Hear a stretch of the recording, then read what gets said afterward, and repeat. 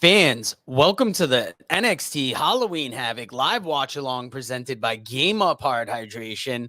You have heard myself and the man called Dave tell you how excited we are about this. And if you know we're excited about this, you know how we feel about Game Up Hard Hydration. It's like your favorite seltzer and your favorite sports drink.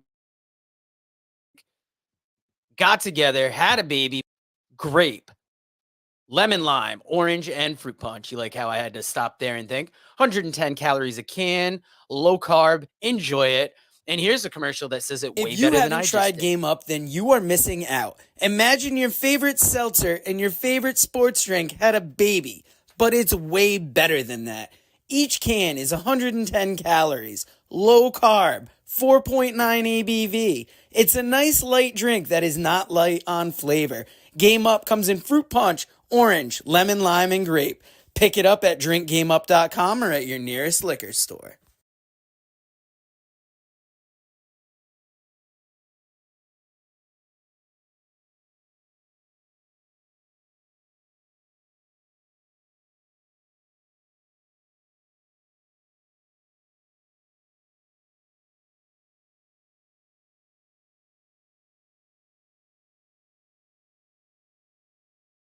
Author Ray Lopez presents Lockup, professional wrestling in our world. Lockup dives headfirst into the colorful world of professional wrestling. Explore the iconic characters, careers, matches, history, and families, and delve into the bizarre and fascinating entwining of professional wrestling and film, television, football, politics, gender, and race. Pre-orders are available now on Amazon.com or at MascotBooks.com. This is the perfect gift for the wrestling fan in your life. Pick up a copy today on Amazon.com or at MascotBooks.com.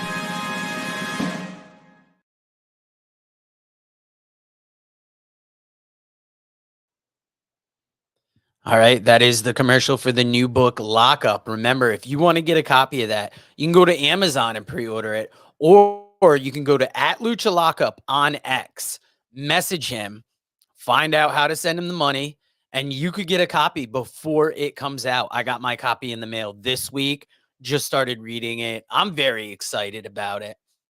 And you know how we feel about wrestling books because our whole involvement with wrestling books started when Vinnie Barry got us to promote Wrestleville. Read about the Northern Wrestling Federation in the book presented by Wrestleville.com, The Pro Wrestling Vault, Volume 2. Hear the story of Roger Ruffin, the man who trained Carl Anderson, the Monster Abyss, Jordan Clearwater, Chris Harris, and Jillian Hall. Plus 45 other short stories including Jazz, Bobby Eaton, Kamala, Thunder Rosa, Mario Mancini, Scott Casey, PJ Black, Kerry Morton, Sal Renaro, Jeremiah Plunkett, Colby Carino, Bam Bam Malone, and many others. Get your book today at Wrestleville.com.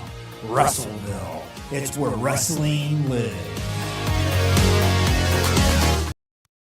Oh, Dave, you have already missed out. We've had technical difficulties. We have played 3 commercials. I don't know how it's going to go tonight, but like I was telling everybody, I'm very excited for this. I just saw that Andre Chase is in an ambulance match now tonight. I did not know that.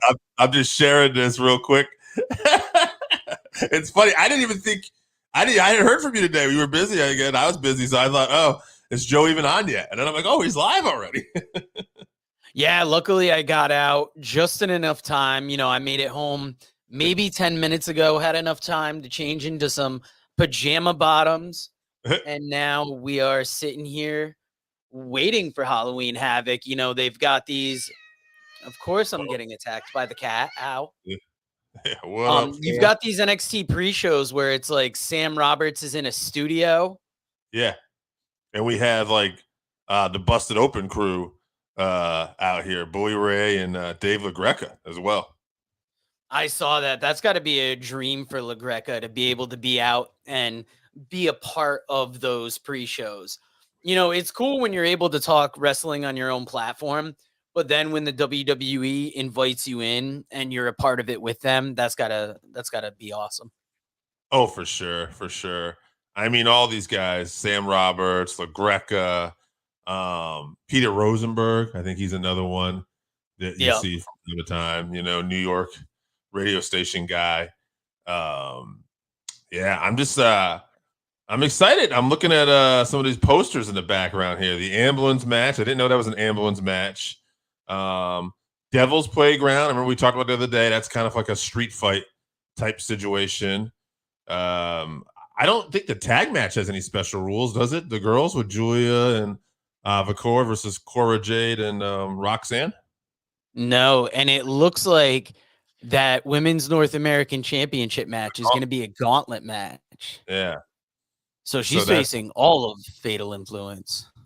Interesting.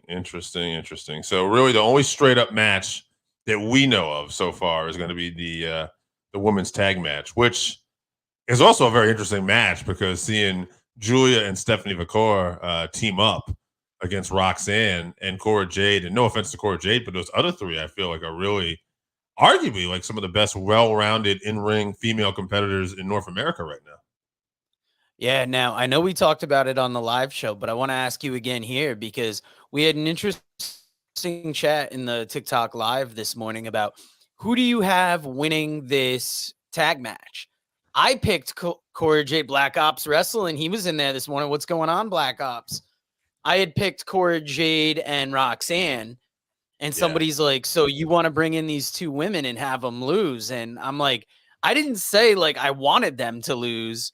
Matthew Dan Duran, thank you for being back in the comments. What's up, man? But the way I looked at it is Cora Jade is just coming back. Roxanne Perez is the champion. Julia and Stephanie Vicor, if they lose, I don't think it's necessarily going to hurt their standing in NXT. There's a couple ways to go with this story. One of the wild cards of this is Delta, the now dubbed Zariah. I'm going to have to find out what her name is tonight, hopefully, but I think it's Zariah. But she was Delta, and they've made a big deal about her coming in. They had all these video package and stuff. So I'm wondering if she's going to be the one that challenges Roxanne. Now, I picked I picked Julia, and I picked Stephanie Vicor because, you know, they're coming in as a big talent, and I thought they'll probably win. And Black Ops Wrestling, I agree with you. But I am going to play devil's advocate. I'm going to give Joe a little something here and everybody to think about.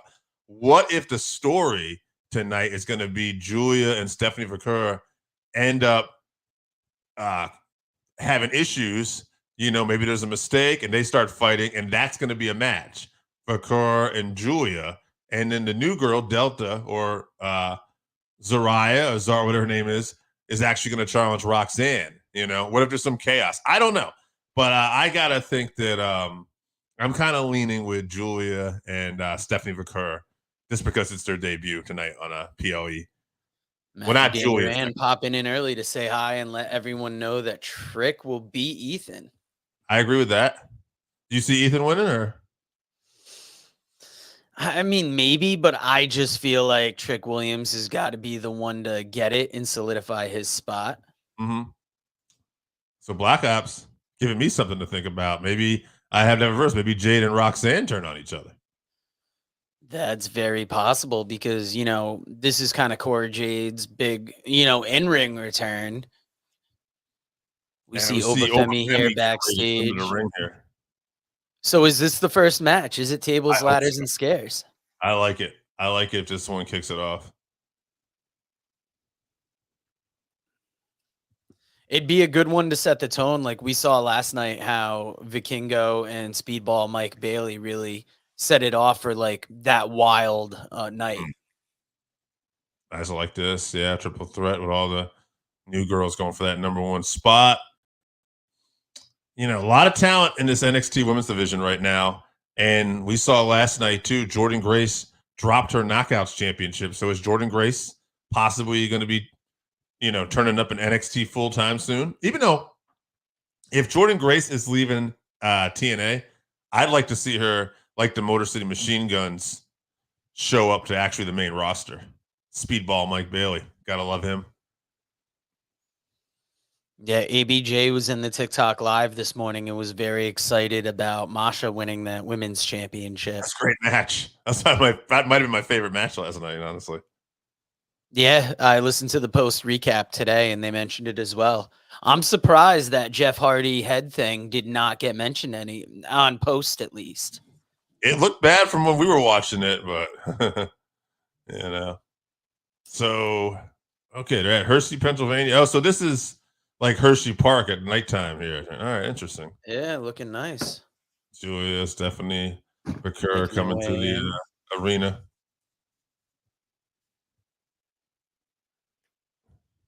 Cora Jade and Roxanne Perez as well. Ethan Page. I Chocolate like that World. they're right along all the Hershey chocolate stuff here. Yeah, I like how they're giving you a feel of the town. Chocolate go. Town. Where fun meets chocolate. Fun meets chocolate. Naturally. Oh, Black Ops. He got there when he was 6 years old.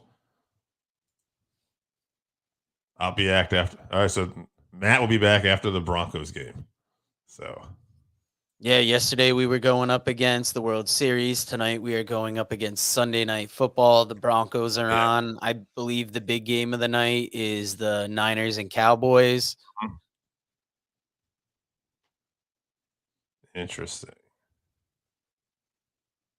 It was funny. I was actually telling somebody at work today about our watch along numbers last night. And he said seemed kind of surprising to him because he feels like Impact is doing such good work. And I'm like, they're doing amazing stuff with their company, but TNA is just they're still TNA.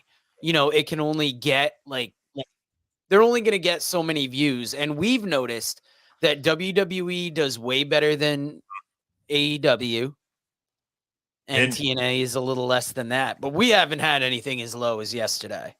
Well, I will also say, too, don't forget when you're talking about TNA, too, you know, you're dealing with more of the hardcore audience, and AEW Collision was live last night, too. So That's true. I did not catch up on that. Black Ops Wrestling said that venue was really cool. yeah. I commented on it. I like the visual backdrop of it. Mm-hmm. I like It's the always basketball. cool to see a non-standard arena. Yeah. I love this creepy intro here. Mall of America was one of my favorite non-standard arenas, by the way. That's another very good one. First Nitro, yeah. I also used to like the way they did up Daly's place for a little while too. Yeah, that's one of the biggest things I actually miss about COVID time was having stuff in Daly's place because I just like the look of it. Yeah. And for a while, it just felt like that was, that felt like AEW when you were watching it in that way. Trying to think. Favorite live crowds? Probably Chicago. Chicago's definitely a good one. Anytime the WWE goes to, especially holding a pay-per-view in a country that they don't usually hold it in. Yeah. Look at Puerto Rico last year, Australia, Berlin, France. Those crowds have been hot. A lot of cities in Canada. Yep. Canada's always had good crowds. Yeah, Toronto is almost like the Chicago of Canada. By the way, aren't we being that solid. watch along of Survivor Series 97 coming up soon? Like it's not this next one we're doing, but it's the one after, right? That's what we had planned. I believe 97 so. the first one we wanted to do. We're gonna do Yeah, I think that's where we started. Yeah, 97. I think we agreed to do 90 and 91. All right, so Diablo 4 is presenting this tonight. Arena looks nice and full. Yep, Do you dress like a NASCAR driver up front? Ambulance is like a giant hearse looking thing too, huh? Yeah, so this is an interesting, we haven't seen an ambulance like that. It almost kind of fits with the theme of Halloween Havoc here. And Obafemi coming out first. And we predicted that Tony D'Angelo is going to find a way to keep that North American Championship tonight. And I think we're both leaning to the fact that Obafemi might be due to be called up to Raw or SmackDown soon. I was thinking that. I also was thinking like this dude could stand to hold that NXT Heavyweight Championship before he goes up too. That's true too. But if he's going to be challenging for the heavyweight championship and it's going to be Trick Williams, then I think there's going to be more of a solid heel turn out of this guy too. Then Yeah, I mean, I don't know how soon it could be. Like, you know, we've seen him in the ring. We like what he does. Mm. I mean, he could use maybe another year down in NXT. Sure. And a heel run would be interesting because, have him work as babyface and a heel. It might be the old Vince McMahon model, but I could see him being like somebody's, heavy or almost bodyguard with him. Trying to think who on the main roster would he be watching though? Okay, so this kind of is weird. So a table, ladders, and scares match, but victory occurs by pinfall or submission. So you could just use tables, ladders, and chairs as weapons. Right. It's not a match where it's not a ladder match, which is weird. Yeah, the music, like, it definitely goes with that character very well. Also, I don't know if Trick is just mid. He really has the crowd behind him. I mean, maybe if you're talking in ring, but like, I think he knows his character very well. Yeah, he definitely has the crowd behind him. He's definitely, he feels like a good heavyweight champion. Yeah, I think like now I'm going to be evaluating his in-ring work tonight. But his in-ring work, I would say, is his weak point. Yeah, of everything, it's probably the thing he's developed, that's lacking in development. I bet a zombie popped out. I wonder, will we get the old zombie back? I mean, it's very possible. It's a tables, ladders, and scares match, so maybe they work it in. Mike Rome looking like Beetlejuice here, huh? Oh, yeah, he did dress up. Yeah.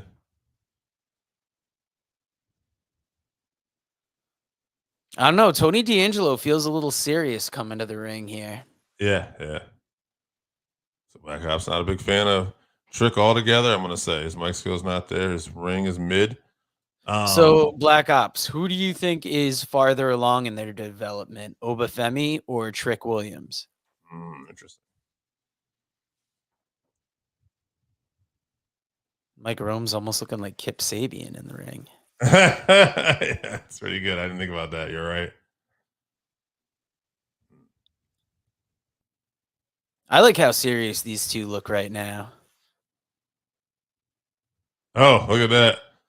Wow, they just start throwing down. Hell yeah. Oh, big spear. I don't know. Am I ahead of you a little bit or? Like maybe a half second. Okay. Tony D'Angelo taking it to Obafemi. Clotheslines him out of the ring. Wonder if he's gotten his confidence after, because the whole thing was he didn't know if he could beat Femi going into that last match, but now he looks ready to take him on. Yeah. Oh, speared him through the barricade. And he's staying right on top of him here.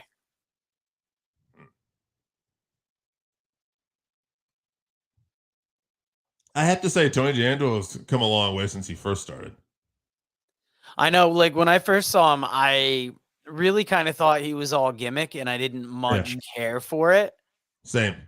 But then, like, the more you see of him and you just see these, like, not only the character things, but you see him go into these matches. The story that they had for him versus Oba was something that really, pushed him along. Oba is better. Ego is better. I will have to say that out of all of them, I mean, I will agree with that. Ethan Page is a guy that could be on the main roster, like, since he started. Oh, yeah. He's been wrestling for years, though. Like, That's why it's not as fair to compare Ethan Page with them. It's Yeah, great that Ethan Page is paired with them, yeah, because he because can I carry feel all like of they could learn a lot from him. them. Yeah, but I hope Ethan Page gets his shot on the main roster because he's a guy I feel like that could, be a champion, a top guy in the company. He's really kind of flirting with that main roster, making Mm. those appearances in the last few weeks. Wouldn't it be cool? Actually, you were talking about Oba as a heavy. What if Oba was a heavy for like Ethan Page on the main roster? Ooh, that would be interesting. Yeah.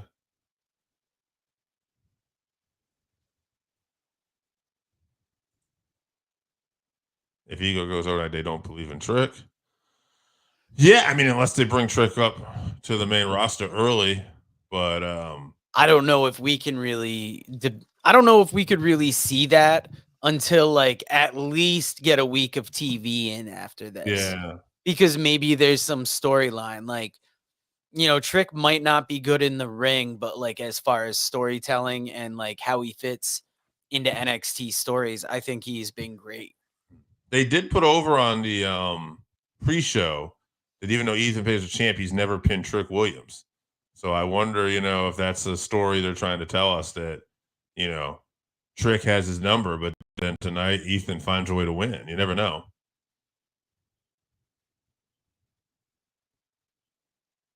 Oh, but just punishing the ribs with this chair here. Yeah, look at Tony D'Angelo Oh, he's trying to fighting back.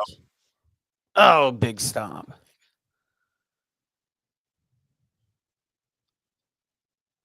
shoot him into that ladder. None of this is as dangerous looking as we saw last night though with the Hardys and Ace Austin and Chris Oh Bey. man, posts review of that show was great. Just talking about the ladder, just hearing about that last match. Mm-hmm. I'll tell you the So comments I put up. For that short I put up last night about Ethan Page not winning. Not Ethan Page, Joe Henry not winning.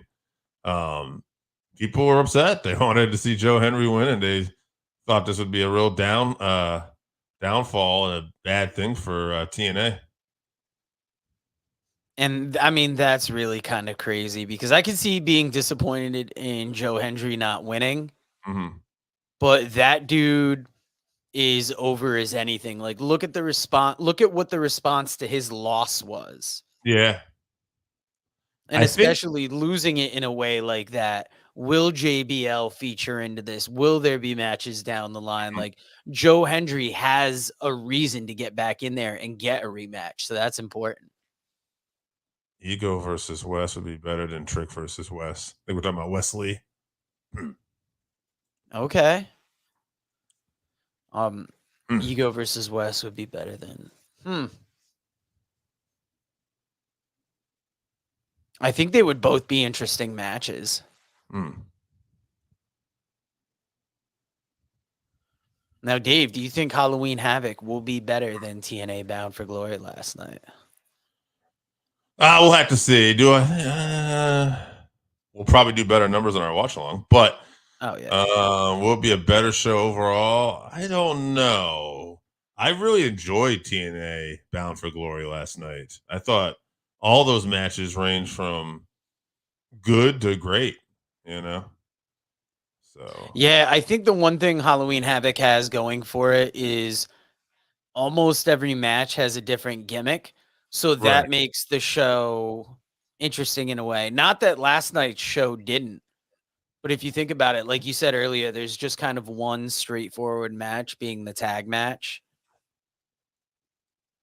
All right, Obafemi's got him on a power slam. Oh, Tony Jandal fighting off. Whoa, Show that was some there. athleticism. Oh, Femi knocks him into that table. Show yes will be better. Wrestling no. That's probably a great way to answer that because overall, I mean, let's be honest, the roster on TNA, I mean, you have a lot more experienced people in that ring. Yeah, and it's like, can is there anybody that's going to top Vikingo versus Bailey? Right.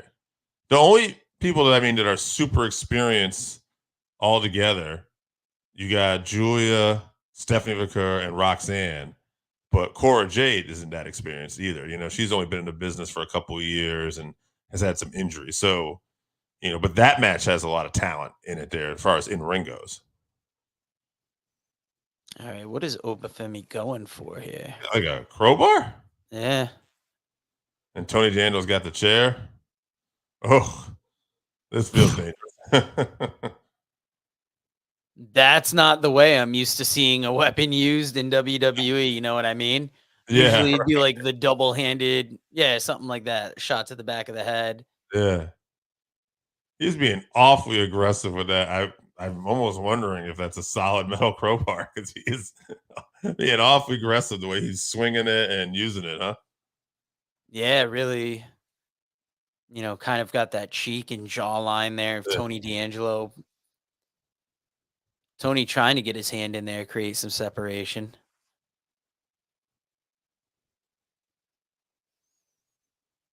Is the family with him at all out there? I thought he didn't want him there. He's doing this on his own. Okay.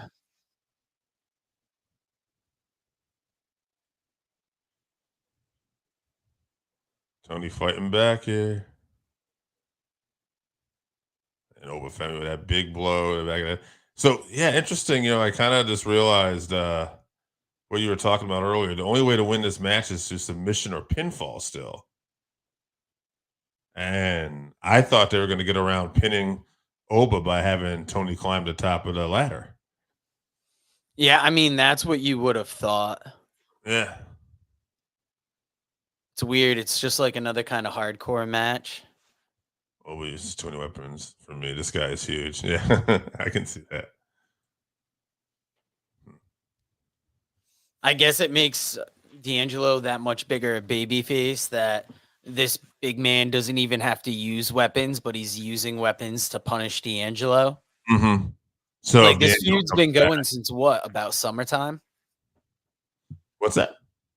Feud's been going on since summertime? Yeah, about that. Yeah. Because don't forget, D'Angelo was the Heritage Cup champion for a bit.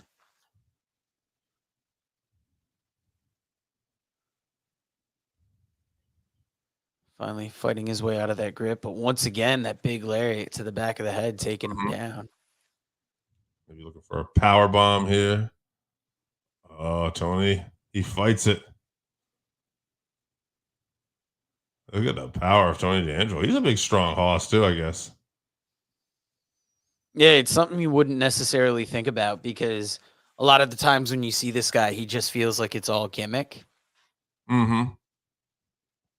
But he's almost I got think like one time they even put over his like amateur wrestling skills. Master Duran, loving this match. This match is great. Yeah, it's definitely a good match to kick this off with. Yeah. Oh, Tony D'Angelo taking the chair. Looking for belly to belly. Oh, right on that chair. Dave, did you share this to Twitter at all? I did. Okay. Twitter and Facebook. Yes. Okay, so you shared it on Facebook. I will just share it to my page then. Yeah. Oh, and I didn't share it to my personal account. I can do that too. Let them know. Let them know, Daryl. Yeah, we got 3 people watching us on YouTube tonight. None in Twitch yet. Oh, Which yeah, is they interesting. Usually it seems like there's always at least one Twitch person in there. Yeah.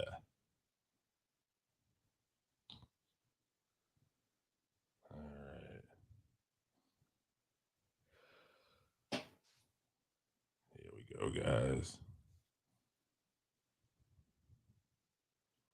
Maybe if I post it and you post on our personal account, we can get old Randy Osgood here. Black Ops. He looks like a loan shark now.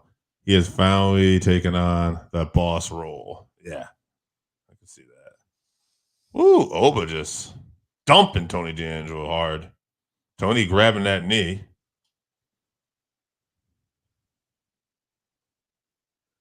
Interesting. He's grabbing that knee after that bump. Now the ref is coming over. I'm gonna watch this here. Ooh, that looked like it could have been a bad fall there.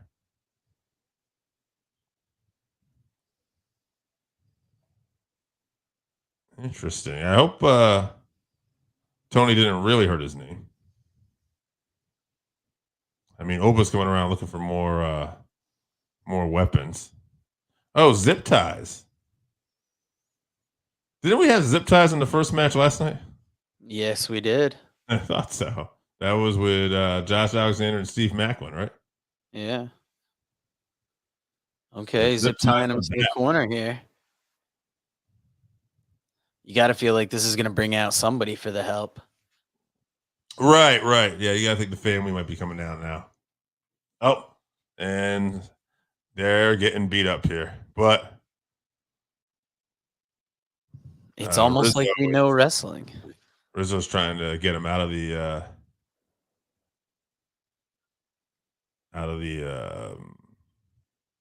grips there.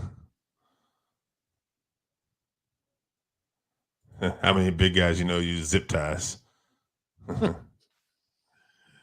Oba getting that ring, stalking Rizzo. Interesting to note, Nikita Lyons has been with Oba there a little bit, right? They've been exchanging glances. Oh, yeah. Could she come out and possibly... I mean, this would be the moment, right? Yeah. Unless they're going to have Oba destroy this lady. I can't imagine. Feels like a Vince McMahon idea. I just can't. The referee like, hey, what the fuck you doing, man? He doesn't want to see this, but he's also in no condition to step in there. Right, I'm not gonna. You'd like to think she could get away pretty easily. Has it not started for you guys?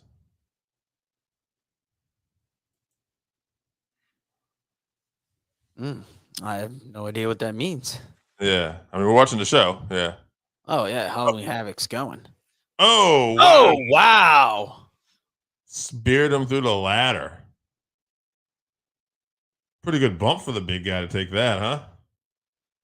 Yeah, I don't know if I was expecting that. I was expecting him to maybe knock him off the ring apron there. Like, I love this watch party. This is what I look for. Thank you, man. Very laid back. Yeah, we try to keep it cool. Yeah, I'd say this is probably the most casual of anything we do. Because we just kind of come in here, we talk about what's going on the screen, and then when things dip, we talk about other things wrestling-wise. Joe would be pissed if I was drinking water on a regular live show. But here, it's a watch along. Relax. Sponsored by Lockup, the new book by Ray Lopez. Just started this book today. Very interesting, introduction. I plan to get more into it tonight. Kind of like a fantasy wrestling league almost too, right? Yeah, there's a couple fantasy draft discussions in there. Oh, wait a minute. Rizzo coming from behind here with a crowbar. Oh, Jesus. now a chair. Oh, the family. What? Holy shit. Okay. I like that now. The family coming together. Oh, the spine buster through the table. Referee, count that shit down. You tried to attack a woman. We're getting out of here. I mean, if anything, that's the way you beat Oba, right? If it wasn't going to be a ladder match, you have some fuckery in there. That way Oba can dispute it. Hey, does Oba team up with Nikita Lyons, or is this the end of him in NXT? I don't think so. I think that this is a great arc for like a anti-hero or a heel you can relate to, because all these people are cheering right now, but he just got beat up by a bunch of people. Maybe he becomes the bad guy here, and maybe he starts to target Trick, and we'll see Oba coming after that world title before you know it. I love that you're talking about anti-heroes and you're talking about things like that. The chapter that I'm in Lockup is discussing different types of wrestling gimmick archetypes.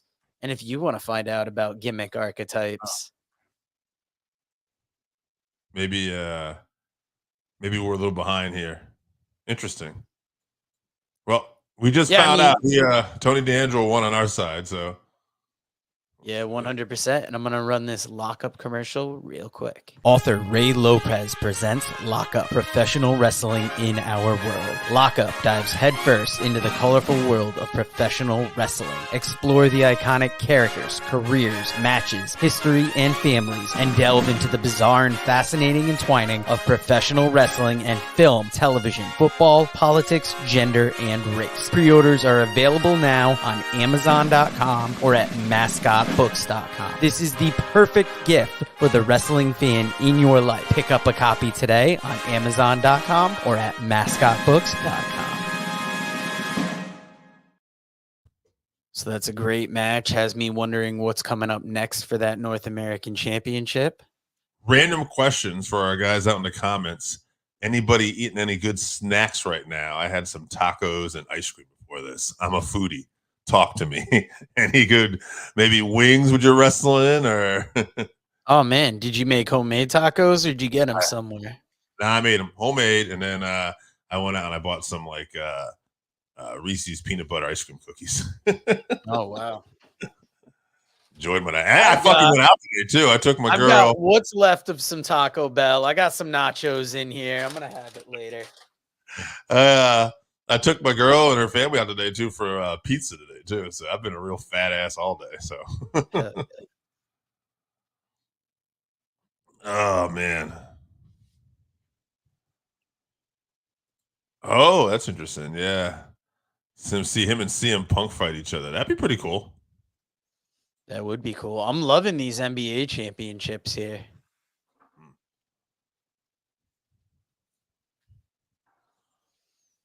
I don't know if it's anything necessarily I'd get. Like maybe I'd get a Celtics one, like if I had the money, but like they're cool to look at. I'm sure price wise, they got to set you back a little bit. Oh, a cheeseburger with gasso. I always like a good tasted burger. Yeah, Dave, if the watch alongs this weekend weren't enough for you, next weekend, Saturday, 1 p.m., we got Crown Jewel. I didn't realize it was that close. It felt like there was more time. You should read a commercial wearing a smoker jacket and a pipe.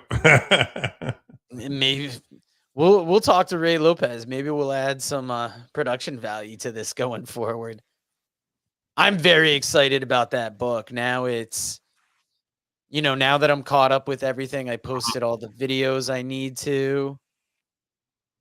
I'm hoping to start reading that. We got a story of Cody Rhodes here in this video.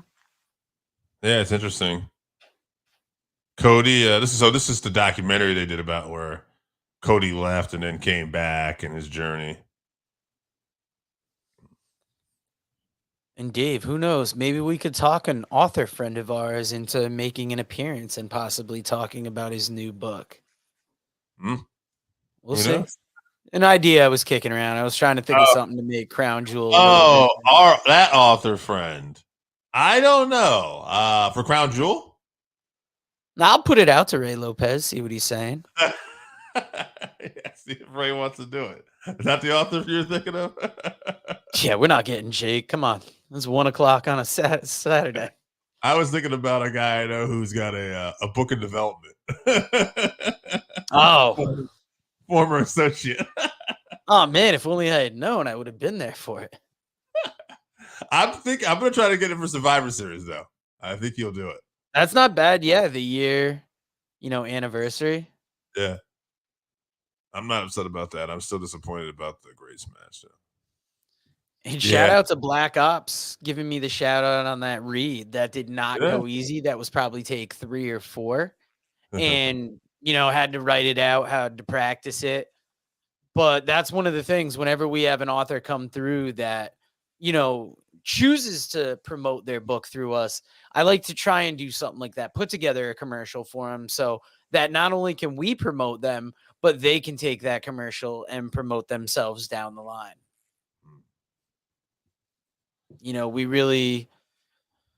It's kind of the thing, like, especially even with Game Up Hard Hydration, if you're going to fuck with us, we're gonna do our best to, like, really support you and, promote your project in the best way possible. Whether it's a drink, whether it's a book, we get it done. Or we try. We try, motherfuckers. He's gonna try.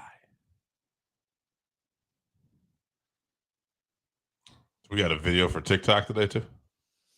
No, I don't think I Give you a little posted it to TikTok. little something. I posted Instagram? it to definitely Instagram and YouTube because I made it before work, but I forgot about it until work was getting out. All right. Brian Pillman Jr. Or Alexis King. Oh, that's right.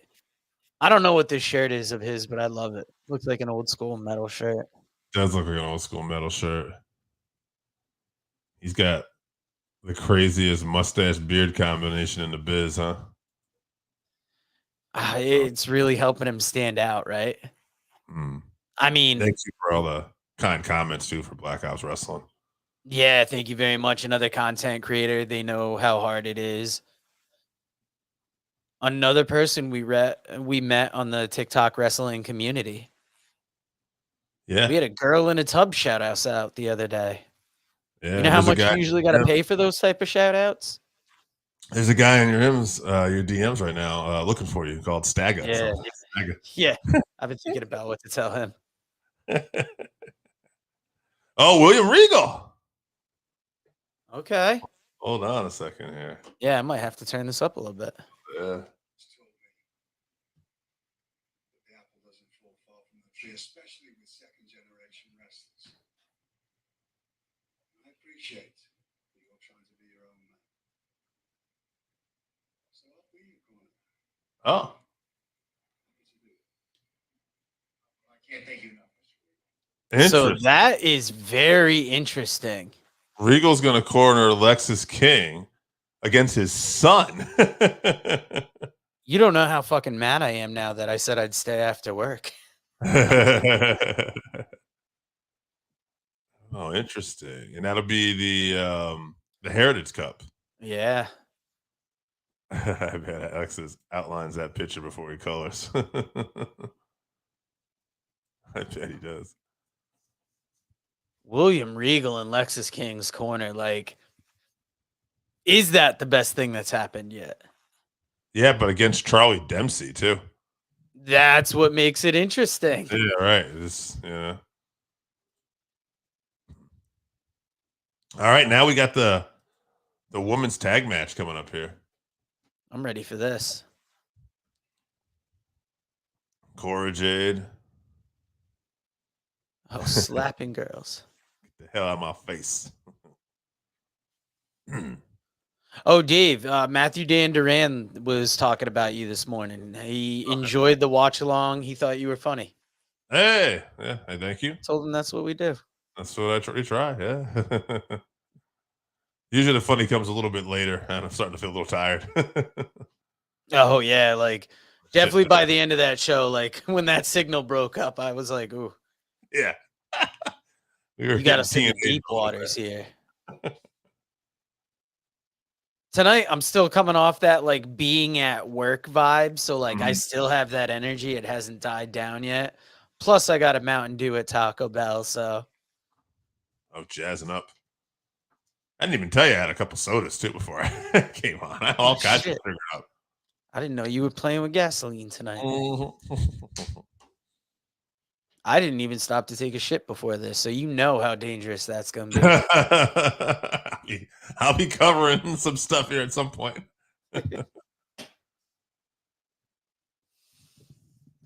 Oh, man. Interesting. I feel kind of ready for this. Oh, is that Sammy Q Pumpkins at ringside? Did you see the pumpkin suit? Did you see the pumpkin suit? Not, but Those fucking pumpkins have infiltrated pop culture. Yeah, look at it. Vic Joseph. Vic Joseph is Sammy Q. Pumpkin suit. That's right. Me and Joe do commentary for wrestling, and there may or may not be a pumpkin gimmick on that show. We're not going to talk about that shit. All right. I'm There's liking the Stephanie look on McCurry. this So they all face have like here. kind of, are these like special outfits here too? The face paint is definitely new. She's had Yeah. the horns. What's up, Diesel? You want to come up? Because Diesel. both the heels kind of have matching outfits on too. Yeah. Ow. Oh, you want the hugs? You want the hugs? Yes. Here comes Julia. Oh, who's a good boy? Ow. Okay, you got to get down, bro. You got to get down. Oh, Matt, so you are a little ahead of us. Okay. Right. I'm watching Julia come into the ring now as she make that comment. So That's a very interesting face mask. I don't know if I've seen that face mask on her. oh. She's definitely got kind of an Oscar vibe too, huh? Yeah. That heavy Japanese influence. Yeah. Vakur's face paint is almost making me think a little bit of Thunder Rosa as Thunder well. Rosa. Yeah, I'm with you.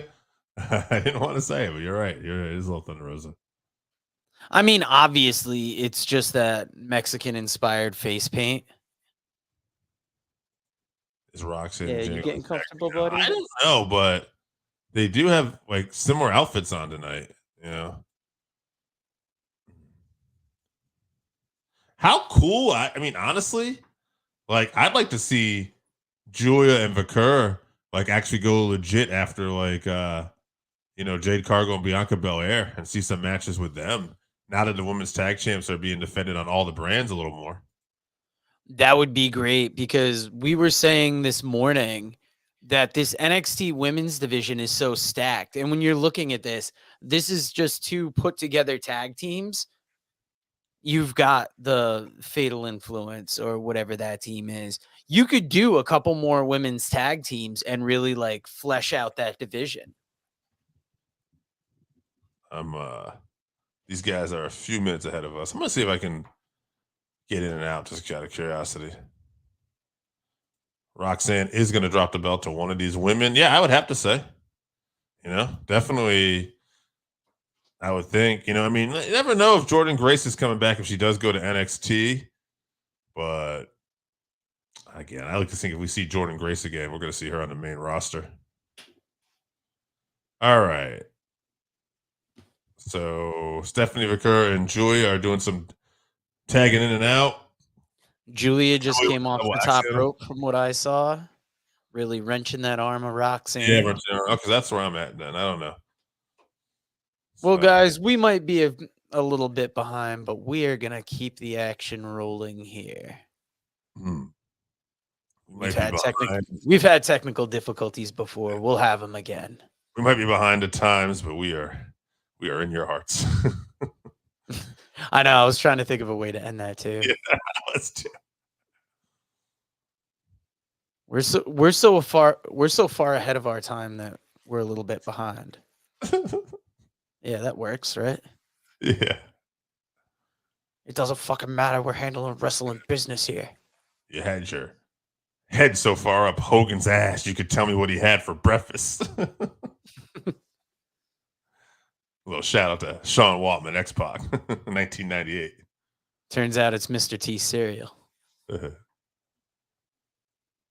Yep, I've been saying the same thing about the women's division. Yeah. And we missed a pre-show match last night that had Brinley Reese in it. Who? Brinley Reese. She is she's one of the lesser known women on NXT. Oh, okay. I want to say she's like one of those women that had like very excitable. Mm-hmm. Like think almost like a Bailey-esque type vibe. Yeah. But that's what I like is that their division is so stacked that they can have people that you might not know. Hell yeah. Okay. Roxanne Perez taking that punishment. Studios. 100%. I bet half this crowd would get paid to put in that finisher, or would pay to be put in that finisher. Yeah. All right, Julia getting tagged in. Vakur and Julia are definitely working together better as a team than I would have Yeah. expected for a first-time team. Oh yeah, they are all over the place with, I'm double loving these team moves. moves. They are just so crisp. Yeah. Uh-huh. I know it's a little too early to call this, but this feels like it has match of the night type vibes. I really like this team of Vakur and Julia. I mean, the women's tag team division is one of the divisions where I think they have not put enough effort into building women's tag teams, and this would be a nice addition. Black Ops Wrestling, very interesting thing. Yeah, it's a possibility. But you got to ask, what would make Anthem want to get rid of TNA? Well, money, if they got paid enough for it.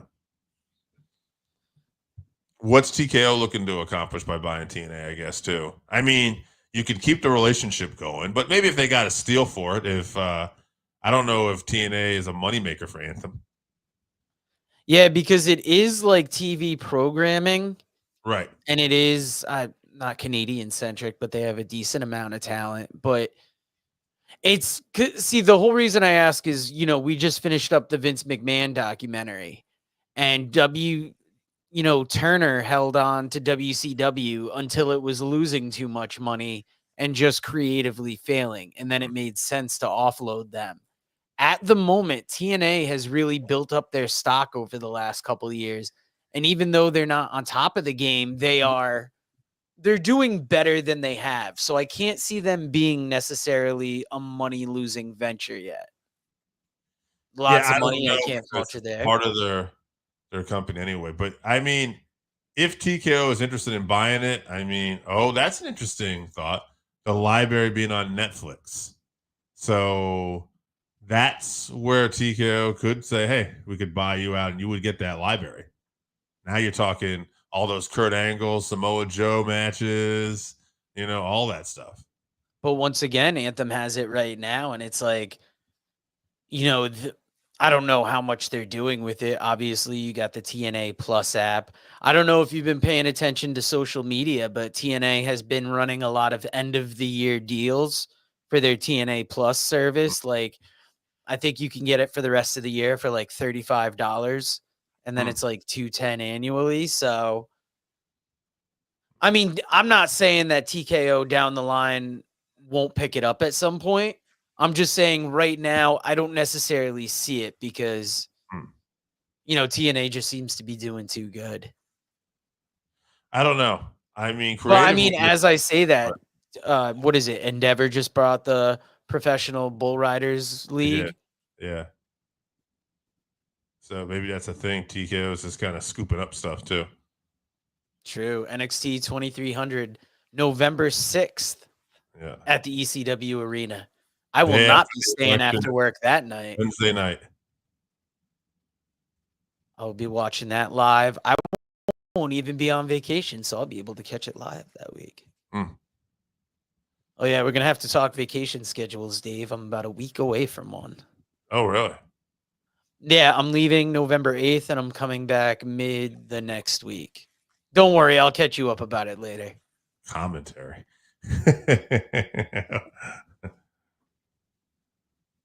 Well, we know we worked together well on those Wednesdays too, so we'll talk about that afterwards. It might be some Wednesdays ahead of us.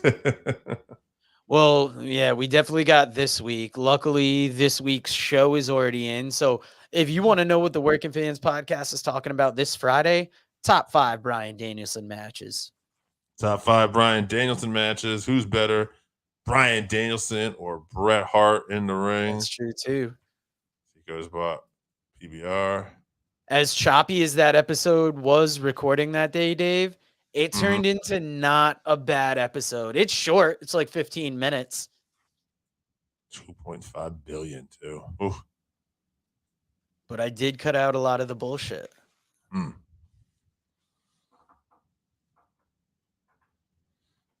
Yeah, I this mean, week. Brian Danielson's a fun topic anyway.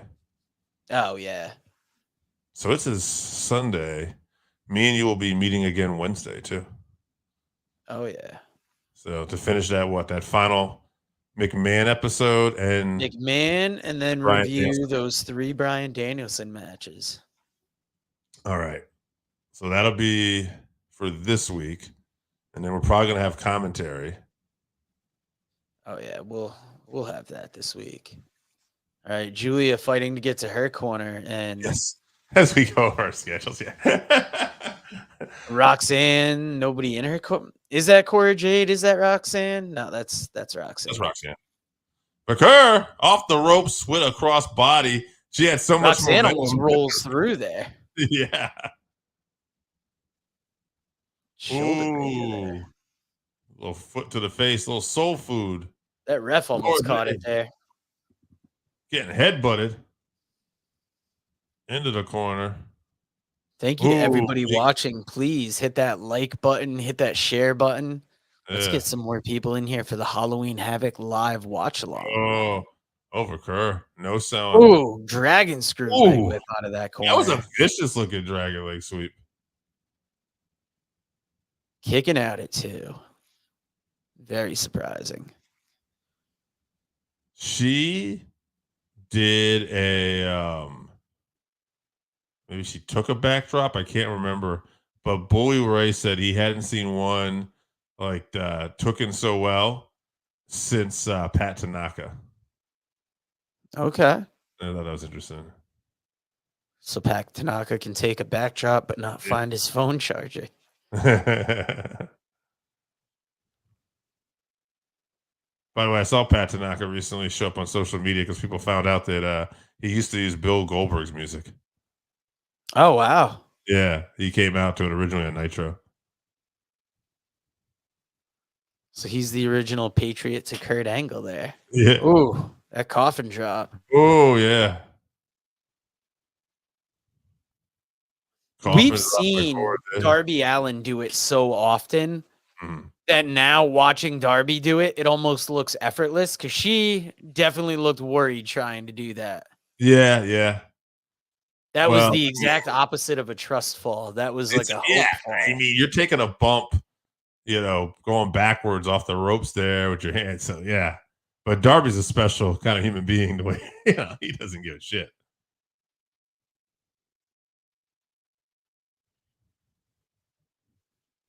I was thinking, there's a lot of loyalty in different brands and stuff like that. And I thought to myself, a lot of people in WWE or AEW, I think you could see working for different promotions. But one guy I thought that definitely has a pretty sweet deal in AEW that I think kind of belongs there would be Darby Allin because he has so much creative freedom, I think, there. Yeah, he could work in NXT. I'm sure he could, but I think that he just loves the creative freedom he gets in AEW. And I don't know if he gets that much anywhere else. Because I think especially for him, half of it is just the freedom of being able to handle things however he likes. Julia with the big save here. Because he does make for a thrilling watch there. Oh, Julia with a spinning. Oh, sit out powerbomb with one arm trapped behind the back. Oh, here comes Cora Jade, though. Oh, gut wrench suplex. Nicely done, though. All 4 women are showing out. Yeah. If you think about it earlier, too, you talked about Cora Jade having the least experience here. And, I mean, it definitely doesn't seem like it. She doesn't stick out as somebody that's not keeping up. But, I mean, when you have 3 veterans in there, too, they can also help hide that stuff. Oh, turns it around to a belly-to-belly with a little bit of a bridge toss. You know what I enjoyed that I saw recently, we're going to end up talking about on another show, is Brian Danielson using a chicken wing. Oh, yeah. Love seeing the crossface chicken wing. Yeah, watching that match, wondering how's he going to win this. And then just seeing that chicken wing, and it was funny because before that, I was having shades of Bob Backlund in my mind with the technical wrestling, with the maroon Yeah. tights. All right. What are Cora Jade and Roxanne setting up here for? Little doomsday device. I always think of Doomsday. Oh, Julia gets off. The thing Now is they're that looking for a big suplex. today's talent is so much more advanced in the ring that they Mhm. could set up for a doomsday device, but like modify it in a wild way. Yeah. Oh, Julia's got a Whoa. arm hook. Oh, Double suplex underhook off the ropes. superplex. Here comes Stephanie McCurr. Maybe a moonsault. Ooh, twisting corkscrew. Yeah, Tristan Corsi. Wow. Reminds me of Hector Bam. Garza. And they won. And so Stephanie McCurr pinned Roxanne. So I would say that's probably going to be the next matchup. I definitely don't hate that. I don't either. Because it was going to go one of two ways. It was either going to go with two debuting women, getting that win and making a splash, or losing in this match and then having a feud to go after Roxanne and Cora Jade for. Yeah. But now Well, I you've like got Stephanie Cora McCurr, Jade and Roxanne versus either of these two. You could have Cora Jade up against Roxanne. Big knee there.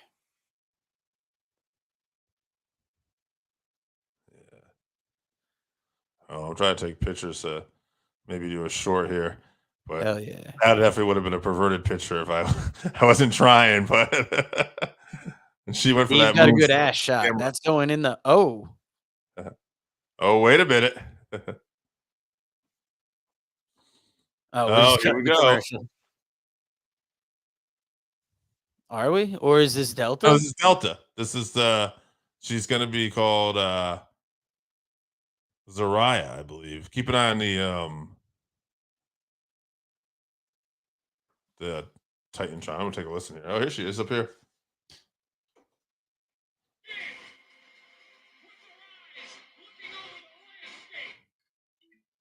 So is she some kind of super? She's not a supernatural character, is she? She just has this wild makeup.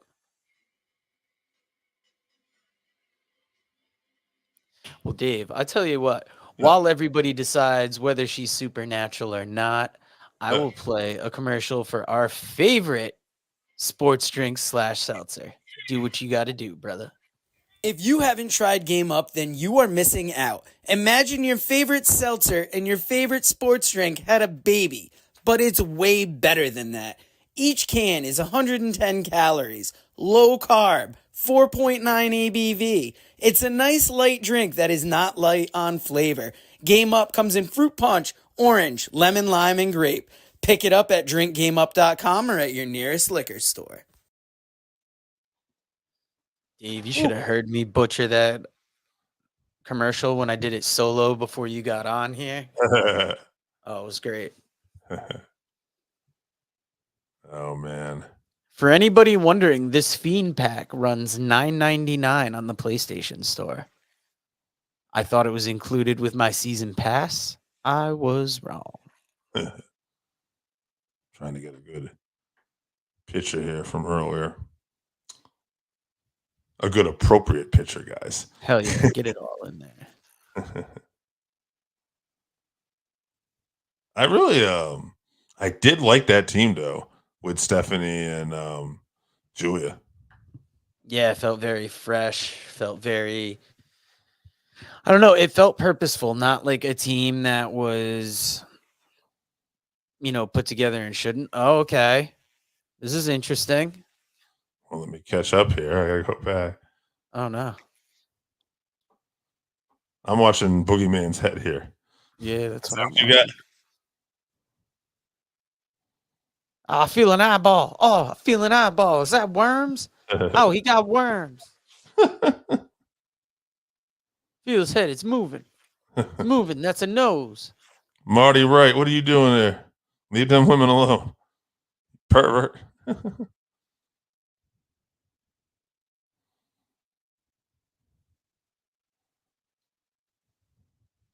Yeah, don't be. Oh. Tiffany I Stratton. love Johnny Gargano with the Legion of Doom shirt. All right, Joe, I'm going to take this moment to make this short and use the bathroom. Oh, God, I'm watching Tommaso Ciampa's finger go in the boogeyman's mouth. You do what you need. I'm going to play a commercial to get this out of my mind. All right, guys, we're going to play one of the funnier commercials we have for you. Hey fans, it's the man they call Dave with producer Joe, and you probably know us as the commentary team for New Heights Pro Wrestling, but when we're not doing that, we got a podcast. That is the Working Fans Podcast, where we talk pro wrestling, comedy, MMA, and so much more. And tell them about that signature segment. Oh, you talk about the 531? You know I am. That is a homegrown creation that has been our namesake. And if you want to know our namesake, we got Chevy, AJ Strange Brew, as well as the two of us. And why don't you go to our channel, like, subscribe, show us some love. Rate, review, all of it. All of it. And all right, we're seeing this boogeyman head in the box. I want to see some more of these reactions. Yeah, of course the boogeyman's going to scare the hell out of people.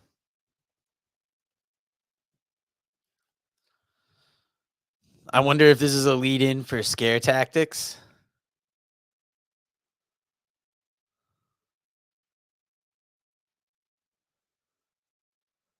That would be interesting to see. Mia Yim had the best reaction yet. That was a good one, too. And that's with no sound. Byron Saxton, that was good as well.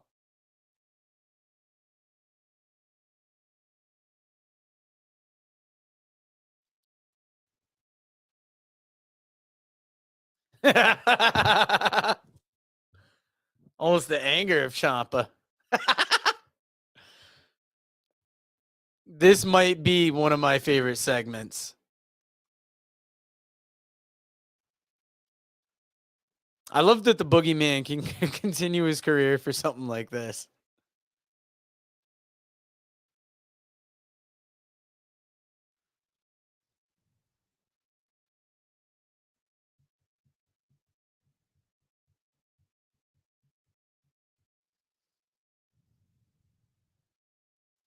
All right, I wonder if that's a larger segment on YouTube. Sorry, I was laughing so much I didn't even get to the comments here. I'm glad you like it, Matthew Danduran. We definitely try to... I don't know if we try to be funny. We try and keep it lighthearted, and I think our natural tendencies are to joke. So if people laugh while we're watching this, that's what we hope for. But I'm glad you're entertained. Thank you for sticking with us here. You seem to be the watcher right now, just like last night. We appreciate you holding it down. This does not seem to be the weekend for watch-alongs.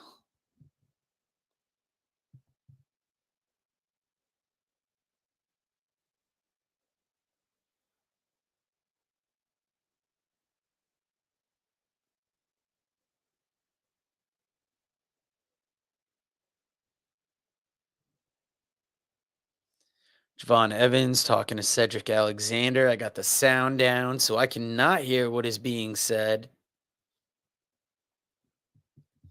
Thank you very much to Black Ops Wrestling for sharing out our live watch along here.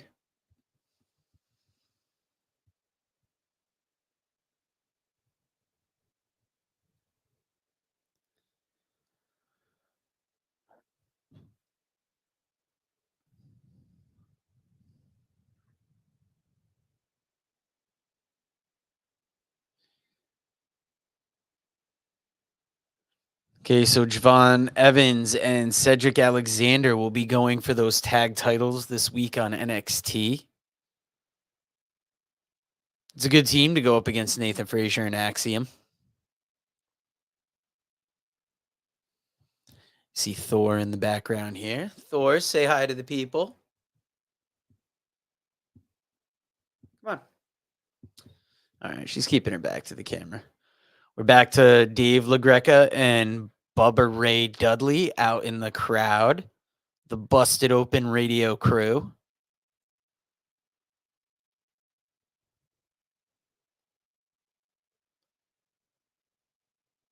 Really like Busted Open Radio. It's great what they've done being able to make a pro wrestling radio show like this. You know, a lot of people have wrestling podcasts, but to have something on the radio and then to have something on Sirius XM, like I know Dave and myself early on in the process were wondering like what's the end game for this, and at different times we've thought if this could get brought to a radio station, that would be cool because I don't know how many wrestling talk shows there are on the radio. I don't know what kind of market there'd be for that either. But this is obviously the big end game, is to get big enough to be featured as some kind of auxiliary programming for WWE. But we've been going an hour and 10 minutes here. We've had 2 great matches.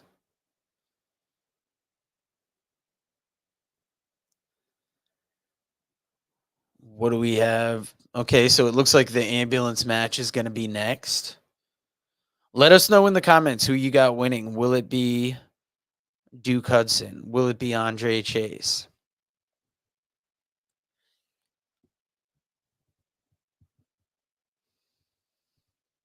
Chase University has been something that's been built up big on NXT for a little while. So that's why I feel it's got to be Andre Chase, but By the way, Duke Hudson, very, very real possibility. climbed up a couple subs tonight, Joe. By the way, we're at I think climbed up 3 when I last looked. Nice. Yeah, I definitely put it out to the people earlier on TikTok. We had a couple new people follow us. Mhm. Really, the push today on TikTok was very much to find us here. Well, we had a couple of subs in the last hour. I mean, so Oh, wow. Yeah. So some Yeah. people finding us through here. yeah, Always So- nice to see. could be. I did have a short prior to this too, so who knows? All right, Black Ops. Well, thank you for popping in, man. Yeah, we appreciate you just taking out some time out of your night to watch the show with us. Yeah, no doubt, no doubt. Beautiful thing about this is it'll be up later, so you can always check it out later. I did see you share it. Thank you very much, Black Ops Wrestling. It definitely means the world when other content creators are getting the words about us out there. Absolutely. Shanna Hill official shouted us out from a tub yesterday. Yeah. You don't have to do that, though. We appreciate No. It's definitely a marketing technique. Yeah. Ridge Holland, Andre Chase. Who did you pick here? Andre Chase? Feel good moment, right? Yeah, I believe I did. Yeah. Because that return recently was big. I think you had the rest of Chase U turning on Andre Chase. I don't know if I said that, but I thought Ridge Holland would find a way to win. But the more I thought about it, I liked your story better. You know, actually, I think all of Chase, you actually going out here and motivating Andre to get the win. By absence, I guess. You could do the tub thing, but that's all right. We appreciate you just sharing, man. Yeah, we'll keep it to that. Yeah. Keep it classy, my man.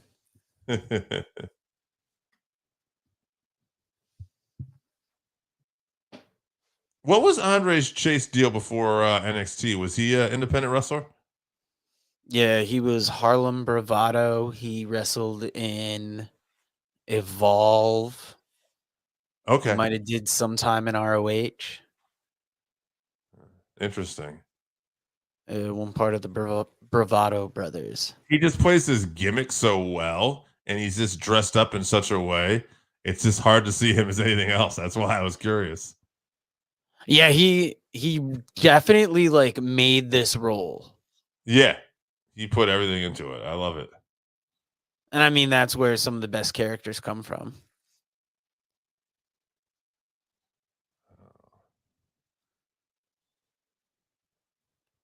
All right, Dave. I'm going to take a minute before this next match. Yeah, I got you. I'll keep this going. So I'll be Ridge Holland. I got to take my break. All right. He can take his. Andre Chase. This guy's been wrestling let's see, since 2008. Oh, wow. So 16 years this guy's been wrestling here. Interesting. Professional wrestling career, Ring of Honor, 2008, 2012, and just various independent promotions from 2011. Interesting look by Ridge Holland, that mask he has on tonight. I mean, I guess everybody's doing kind of Halloween themes. Oh, Chase even had a little stop at TNA for a bit in 2016. Not long, though. Interesting. Ridge Holland. I don't know, guys. What do you think about Ridge Holland? I think this has been the best run of his career so far in WWE. I got to give it that. Like, he definitely, to me, he didn't really seem to do well on the main roster. But when he came back to NXT and he got involved in this Andre Chase U storyline, I feel like this is the best thing that he's been involved in. Kind of giving me Luke Gallows vibes, by the way.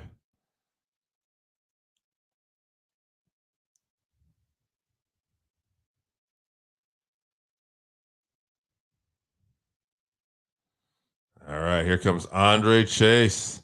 And that's right, I forgot this is going to be an ambulance match, too. So somebody's going to have to take a ride in that ambulance. And look at Chase U. He's got that Freddy Krueger sweater on there. I guess this is going to be a nightmare for Ridge Holland. Let's see. Open up the ambulance already. Oh, yeah, we got a stretcher in that. Got that fire extinguisher. I know that fire extinguisher is going to probably come into play here. Get Andre Chase. Throwing up the big Chase U stand. So the first superstar to put their opponent in the ambulance and shut the door will be the winner.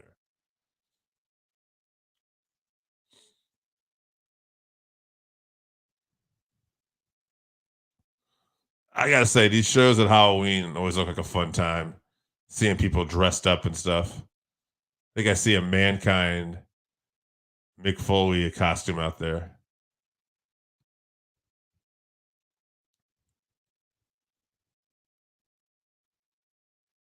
So who we see winning this? Andre Chase or Ridge Holland? Joe says he thinks it's Andre Chase's night. I wasn't thinking that, but I think I'm starting to agree with him.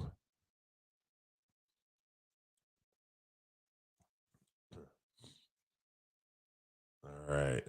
Staring off. Oh, Chase with the big boot to the head to start it off. They're throwing back right hands.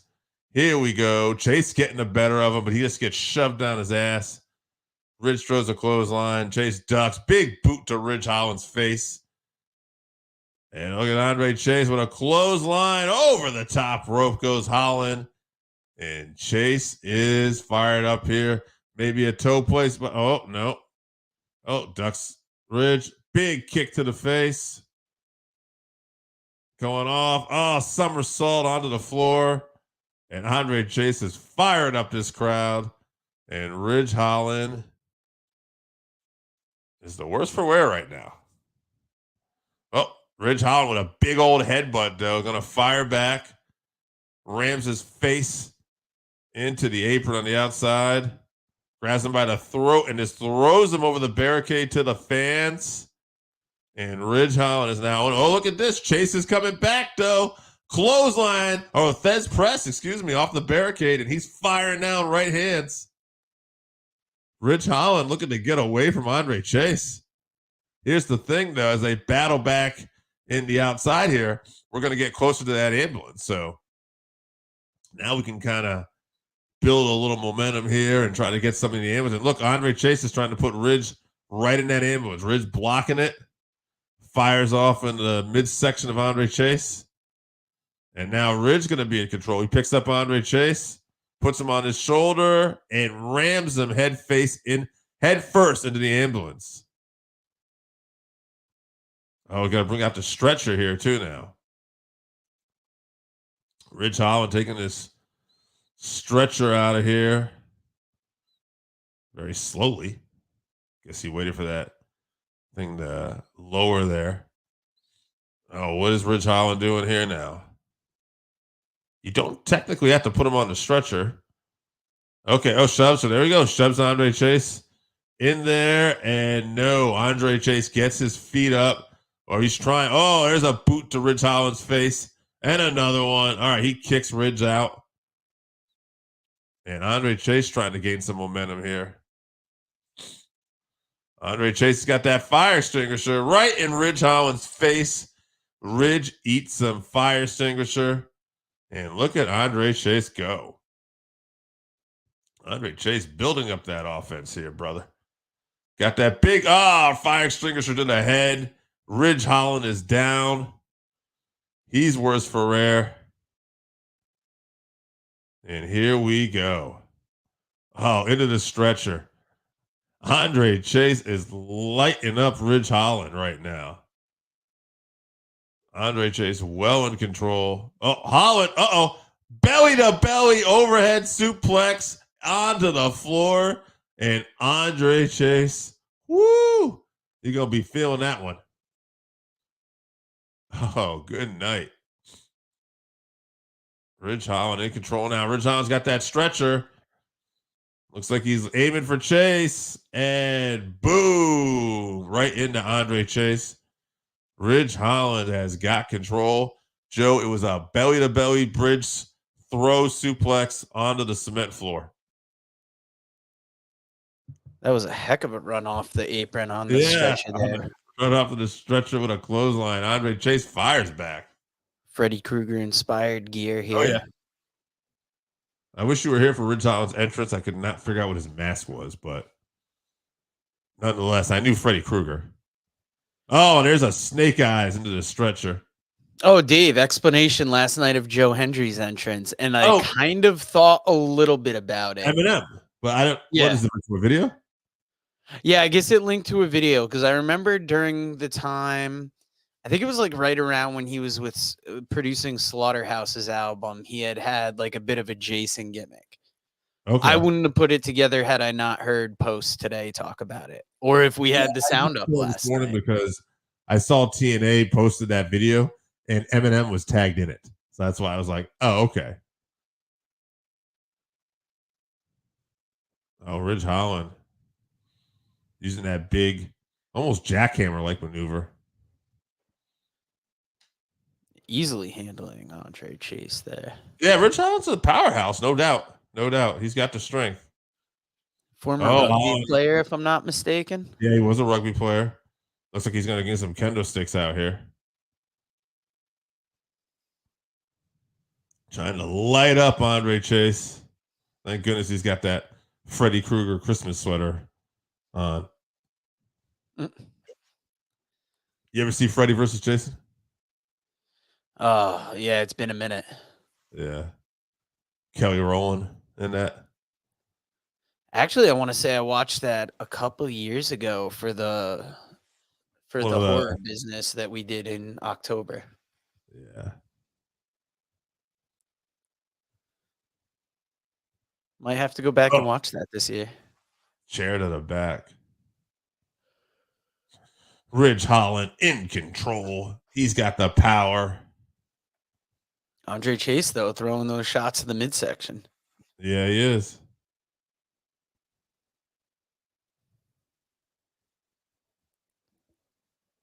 So do we really just have the two more matches left for the night? The women's gauntlet match and then that championship match?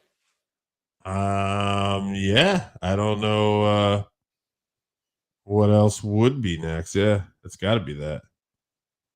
I'm just reposting this to Twitter too. So Ridge. Oh, look at that. Andre Chase with a step over toe hold to the chair. Now he's got a hold of that kendo stick. You got to think if Andre Chase is going to put Ridge Holland in that ambulance, that he's really going to have to batter him to get him in there. Oh, we got a kendo stick duel here.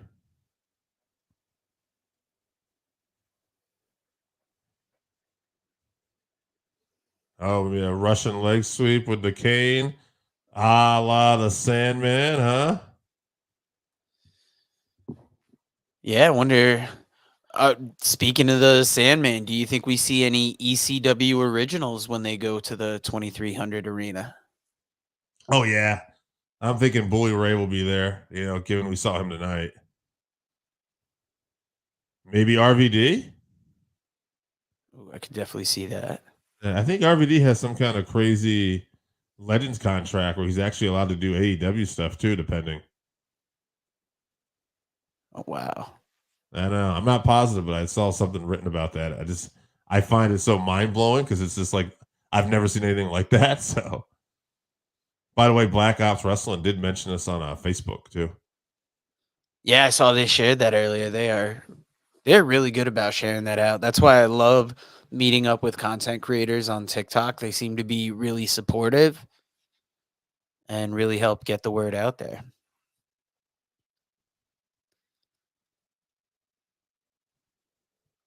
God, how far have we come in 5 years? Remember when we used to be part of a podcast network? Oh yeah, the good old days. We definitely made some connections around that time, but I felt like it just really prepared us to break out like more on our own. Oh yeah. And it's not that we don't value the help of others, but I don't know, podcast networks they're interesting, very interesting. Ridge Holland on the cement, writhing in pain. Just looking at some stuff.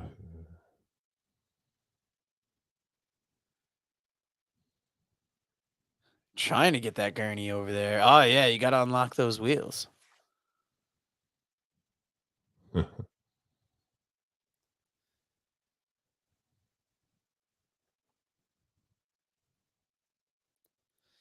I don't know if it's just the placement on the show, but this, even though it's not a bad match, it just feels like this is the dip match for me.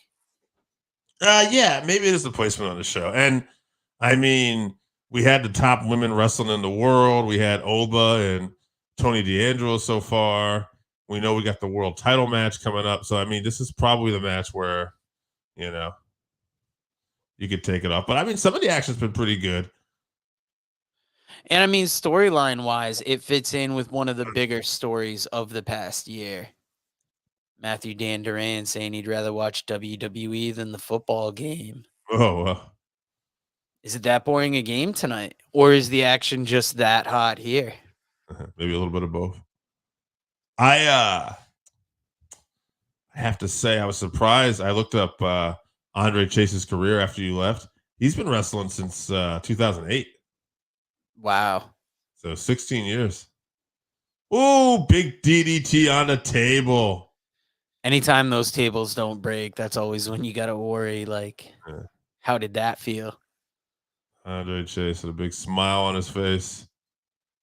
Think of how that must feel for Andre Chase, too, to have wrestled all that time. I mean, after, like, he made it to the WWE, would you say, like, 5 years ago? Nah, not even like I think 3 years ago. Randy Osga is in the house. How is it going, Randy? Randy enjoying the match. Yeah, Randy, it's been a pretty good brawl so far. Randy, did you like that women's tag match? Of course, it's right women after I in talk NXT are on about this fire. being a dip match that we're really seeing a lot of the action. Absolutely.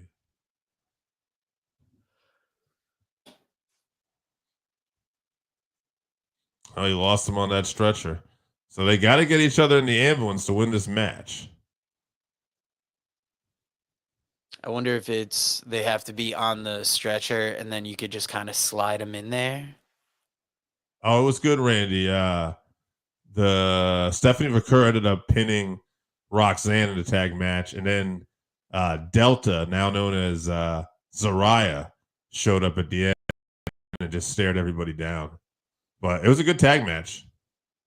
Chase. Yeah, they really felt like they belonged as a team. Great double team moves. Almost hope we see more of them.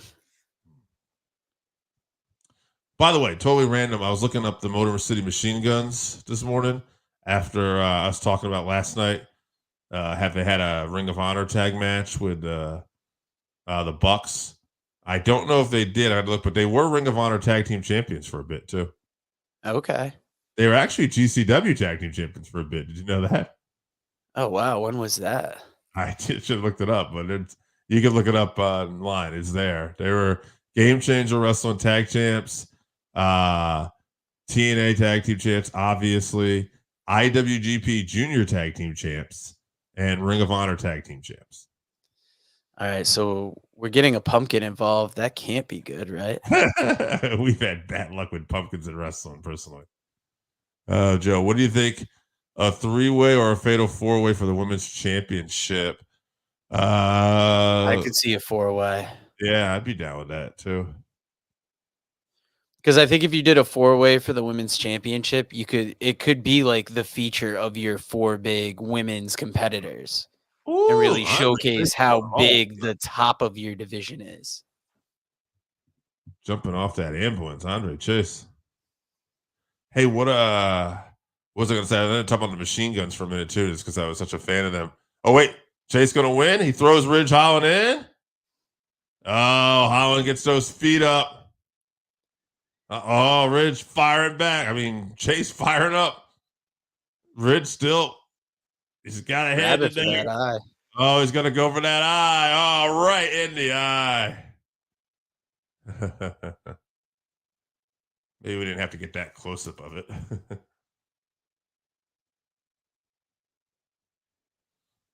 Oh, ambulance door to the head. Ooh. Oh, you see what he's set up here for? Gonna slingshot him. Oh, neck and head first into that ambulance door. Randy talking to her. Glad the machine guns won the tag titles. Me too, man. I was talking to John. I was very surprised with the different titles they had won in other companies. Oh, Ridge is gonna end it here. Boom. On the cement. That's I'm gonna have to catch up on SmackDown after this to see that title win. Yeah. Also, it was interesting too because I was looking up Chris Sabin was like a 10-time or 8-time X Division champion, and Shelly had it only once. And I was like, that was crazy. But they were both TNA world champions one time apiece, too. Okay, Ridge Holland with the win here. Ridge Holland with the win. Nobody Chase enjoying is it. reaching for that door like out of a horror movie. Almost reminiscent of that Nightmare on Elm Street where the kids are trying to get in the car at the very end, that last scene. Yeah. Randy thought Chase would win. Actually, Randy, I thought Ridge was going to win, and I let Joe kind of talk me out of it. I was like, oh, yeah, it'll be a feel-good moment. But it was not.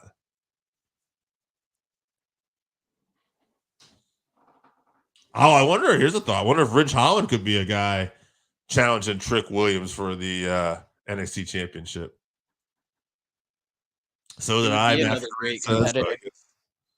That was all of us. We all were thinking that. All right, so we should have the NXT North American Women's Gauntlet match next, right? That's what it's looking like. That'll be interesting. We thought Kalani Jordan was going to face one of them. Now she's going to face all 3. Or maybe not all 3. We'll see how far she makes it.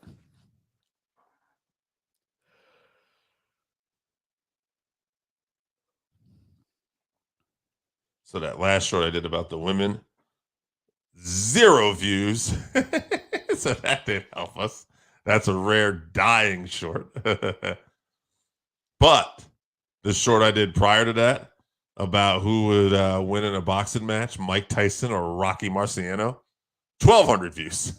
That's how it goes, right? I'm surprised that the watch-alongs the last couple nights have not caught as much fire, but I don't know what we're doing for views on this one right now. I can't tell you. So maybe JC will win. Yeah, I can see that. Randy, you excited about NXT going to the ECW arena? I know I am. Was that Harry Carey? I know I am. If you were a hot dog, would you eat yourself? All right. We got a comment from Gigs Twitch. BTW, what's going on? What's Our TikTok watcher of the night.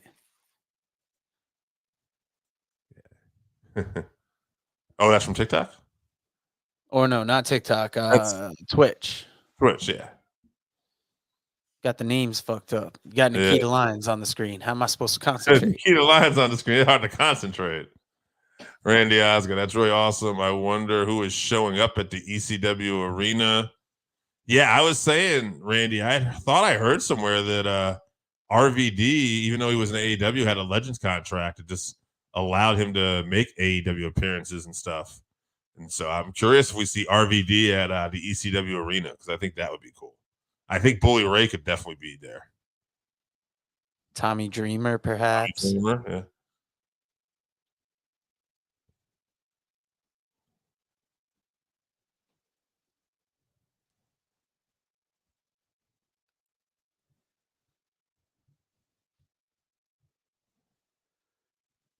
Crown Jewel this Saturday, special start time, 1 p.m. Oh yeah. Ah, The old fuck. 1 p.m. All right. We're going to have to move some shit around that day. We'll see how the Crown Jewel watch along goes.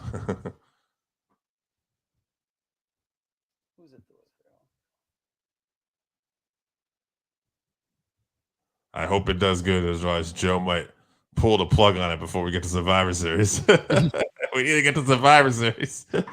No, I forgot. I usually get lunch with the guys from work that day, so I forgot about the pay-per-view being that early. Didn't Bully show up? I had a confrontation with Ridge. I know Bully was here doing the pre-show, and there was the thing with Ridge Holland. Was there a confrontation, or did they just kind of stare each other down a little Yeah, bit? I didn't catch enough of the pre-show. I mean, I thought that happened even like at some point tonight. There was some stuff. I didn't see like anything that got physical anyway, Randy.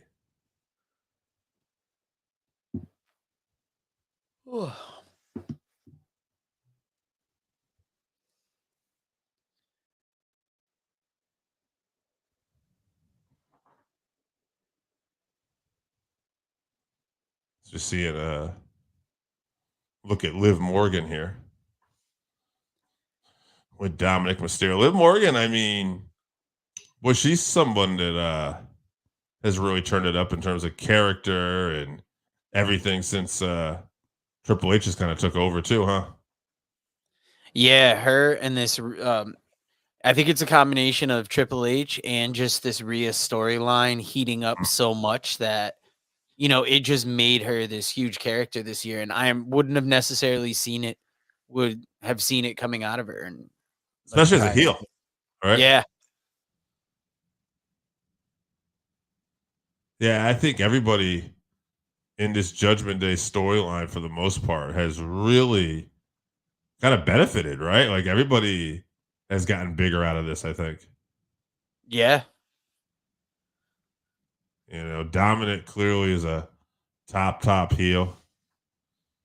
Randy, it helps you have the biggest heel, and Dom, I think, yeah. I mean, Dom's supposed to wrestle on Raw this week against a former world champion too, Okay. because Carlito helped put that together. He's supposed to be the fixer. Did you hear about Carlito getting a little hot water? I don't think I did. So there was a segment where Damage Control was talking to. Oh, is this about I got to learn Chinese? Right. Of course, they're Japanese, and people got a little upset. And apparently, Carlito had improv it. Wait, is there a tag title match coming up? Maybe not. There now. is one this Tuesday. It's That's going to be Javon Evans and Cedric Alexander. They had a backstage segment about it. That's right. Javon Evans sick of people telling him to wait his turn. Nathan Frazier sick of people telling him his shirt sucks. No one is faster than Frazier. Muhammad Ali was. Just saying.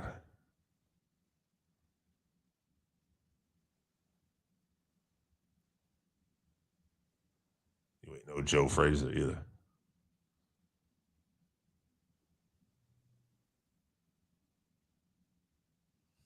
We're missing some good talking segments here. Possibly.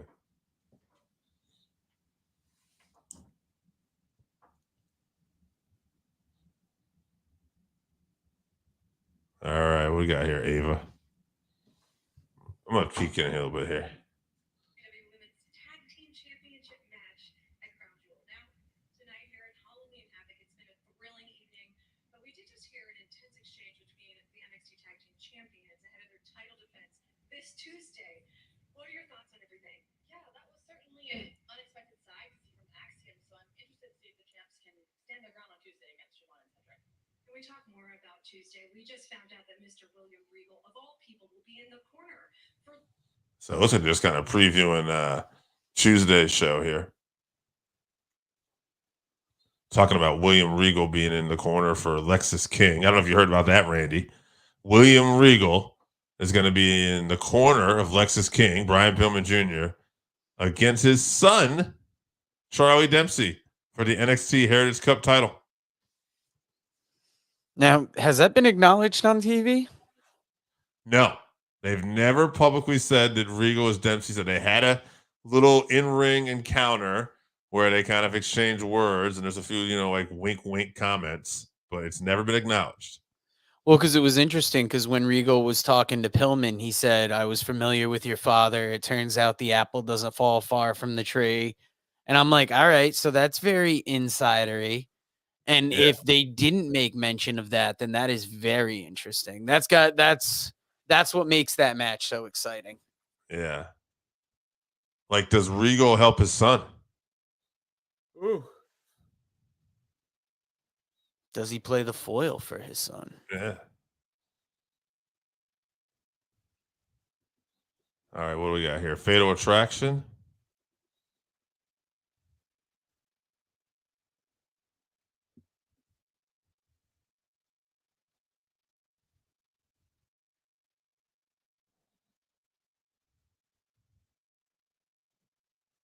So this is going to be a gauntlet. So it's all three ladies?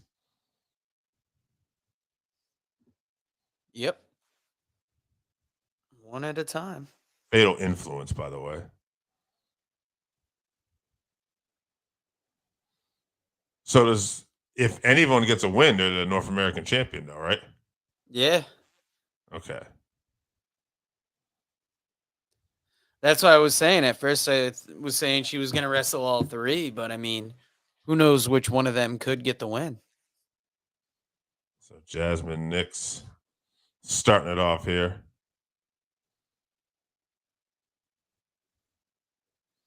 So interesting. So I got to think it'll be down to the final one here. Unless they surprise you and the second person kind of gets that win unexpectedly. Well, I mean, you would think the bigger challenge would be for her to go through all three competitors. Yes. And at least make it to the last one.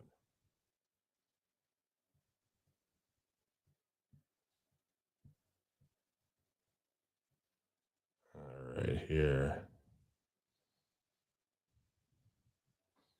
So my guess would be it'll be JC Jane and her in the finals.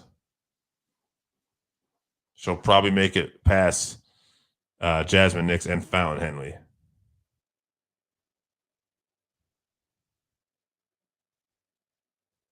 But I mean, that's the story, right? I mean, she tried valiantly, but then couldn't overcome all three. I don't know. I don't know if I see her losing this. Yeah, she hasn't had it for that long.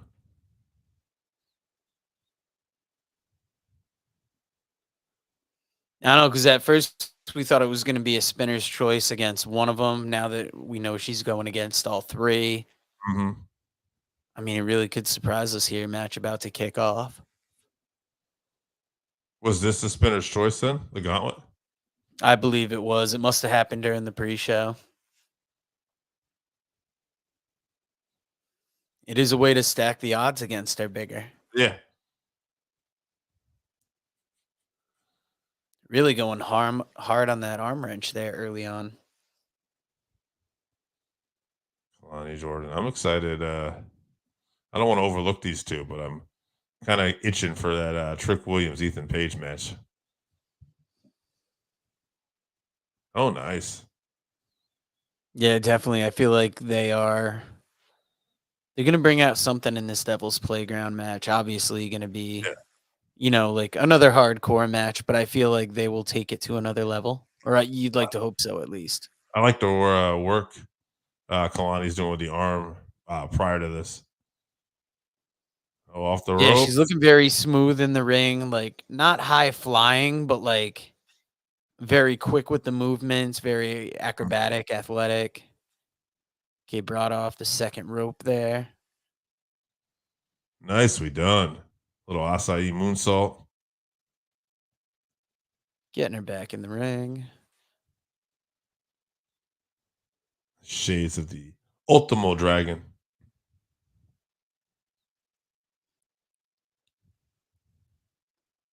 I wasn't sure if she was going to get the pin there, but I was wondering like how quick is that first pinfall going to go by? Oh, Jasmine Nix into the hair. Kalani fires off anyway. The action is just more hotter. Matthew Yeah. Danduran letting us know. Yeah, they're definitely, taking it up a notch here. Hmm. Starting out hot between these two, but you got to think it's going to be 3 kind of separate mini matches here for Kalani if she makes it Yeah. through all 3 of them. Hooking the leg, kicking out on 2 there. I would think the story would be that Kalani, you would try to end one of these matches quickly.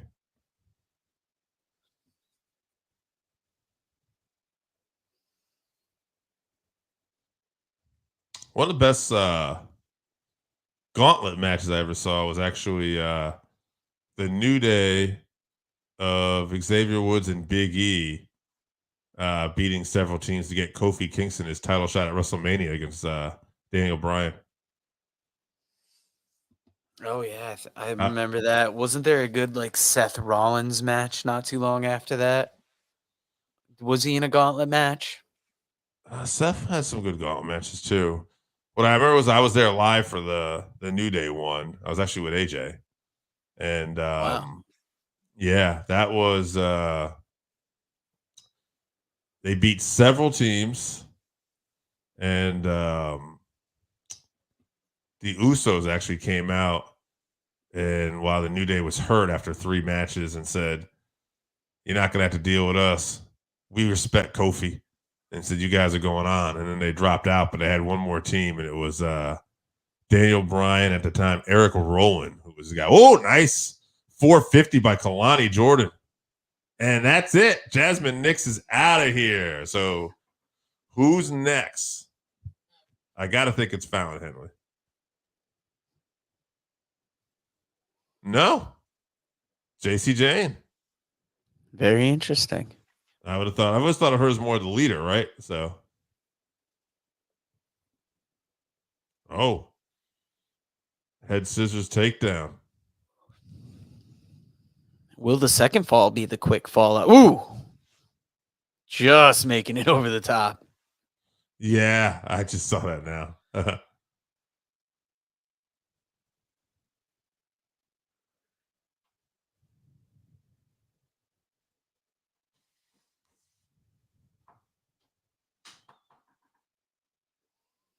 Kalani Jordan. Nice cross body.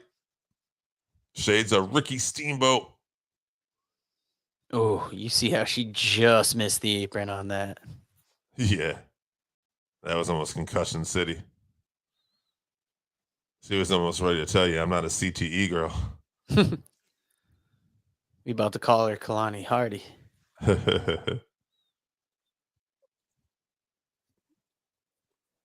reversal. Oh, she got some great feet.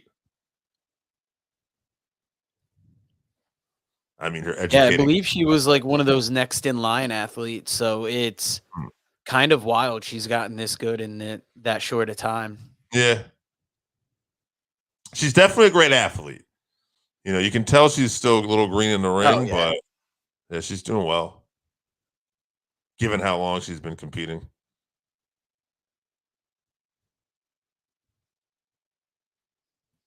Maybe Oh, once upon a time I wouldn't have been big on them bringing in like athletes from other sports to become wrestlers because obviously you want to see people that have done it on the indies do it. But I mean, mhm. Kalani Jordan is definitely a case for one of those next in line athletes that's really showed out.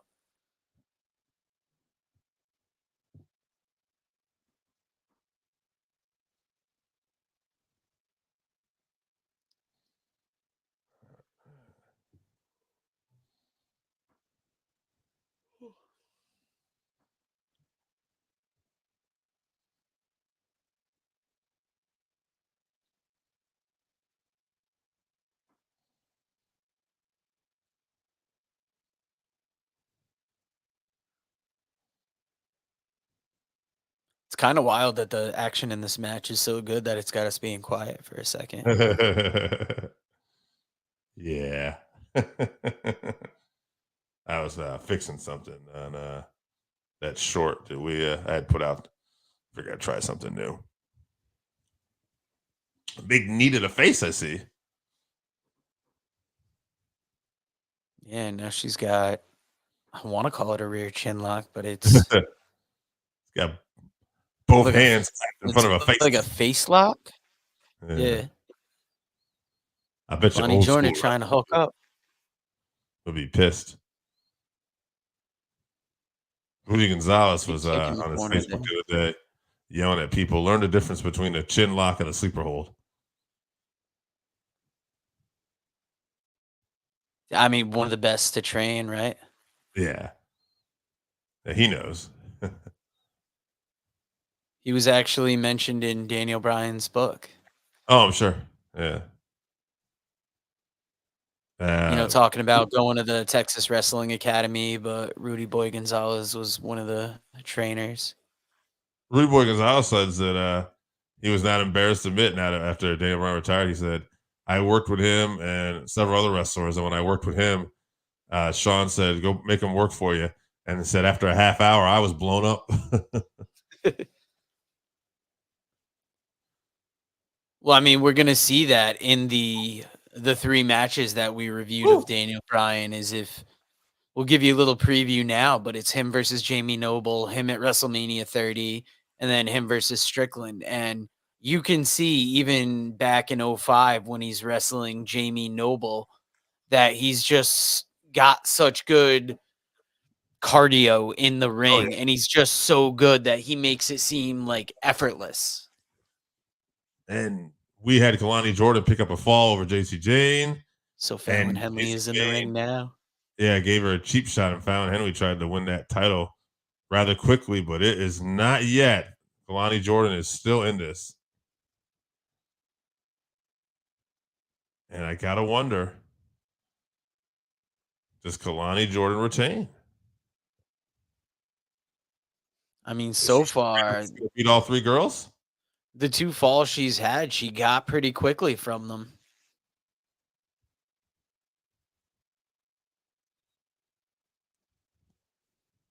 Little suplex there. Fallon Oh, going for the reversal. leg. Oh,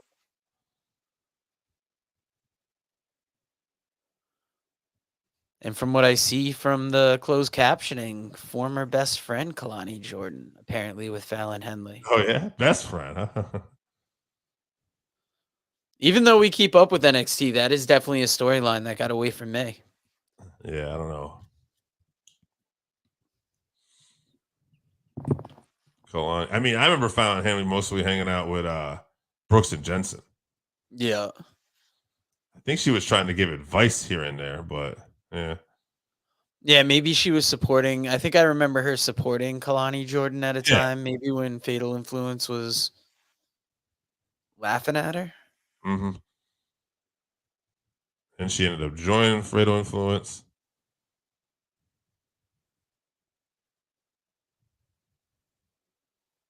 Henley hooks both legs. Getting frustrated that Kalani kicked out there. Missing her in the corner.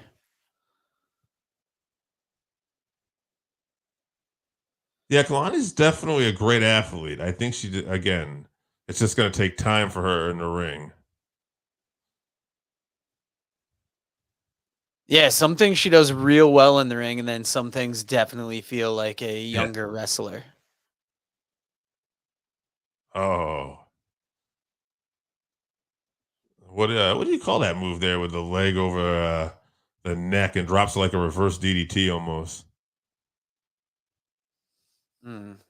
Almost like a leg drop DDT. Yeah. I call it effective. I mean, I'm sure there must be a name for it.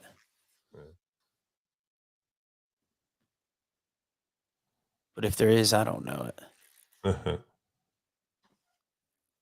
If it is, mind your own Fallon damn. misses that knee off the ropes. Oh, Kalani, Fallon, they clothesline each other. Everybody's down. Nice looking championship there at ringside. The prestigious NXT North American Women's Championship. I like how they have a pedestal for it on each match.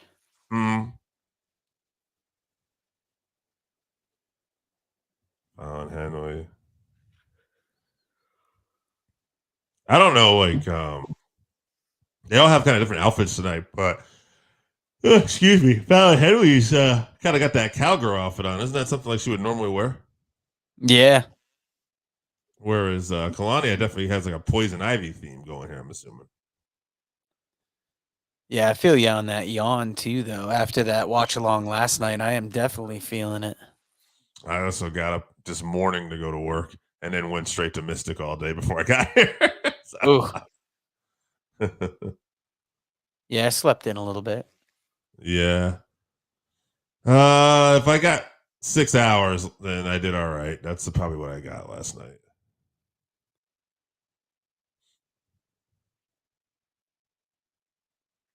We were going pedal to the metal, baby. I like how we've had a steady little group in here tonight. Yeah. Matthew Duran, Appreciate Randy everybody Oscar, watching. Black Ops, Diggs BTW7 stopped by for a minute here. Might still be around here.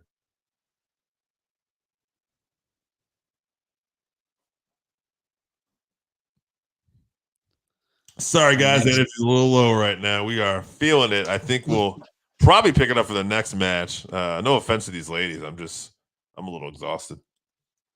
Yeah, I mean, it's going to happen when you do back-to-back watch-alongs on a weekend. Like, I think we'll be lucky because for Crown Jewel. It's going to be in the afternoon. That'll be sweet. Yeah, it's in the afternoon, and it's going to be the only one we do that weekend. Mm-hmm.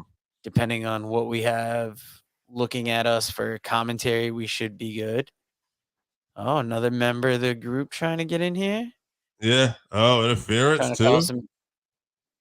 Trying to make that barrier that Kalani's got to climb even bigger. Right. 2, no. Well, they have done everything they can.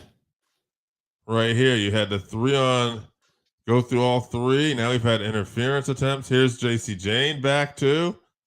Oh, 450 into the knees. And you are just about a second ahead of me now. So Shining Wizard. And I'm guessing you're about to 2, 3. And Fallon Henley is the new NXT North American Women's Champion. That is wild. I did not see that happening. Yeah. That one guy did and knew. Oh, I'm going to take a picture. We're doing a short here now. Bet your ass. Maybe that last one failed. But will this one? Maybe. Hell no, it won't. This is going to be the one that I like that you were hell no, and I was like, it just might. Yeah. It won't fail. It can't fail. It's too big to fail. I think that's one thing we do pretty well here at the podcast is even when things don't hit necessarily like we think, we tend to make the best out of it. Yeah. Fallon Henley's a god. Mm. It's definitely come with patience and learning because I remember at one point I would have thought like a short going out like that and getting no views as like a loss.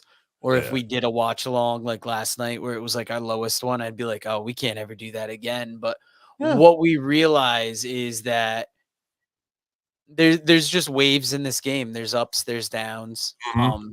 Oh, wait a minute. It's more what can we learn from it? And it's another video from Zyra here. Yeah, she's back. Hold on a second. I kind of like this because now it feels like the whole women's division is on watch. They're looking at that entrance, but they fucked up.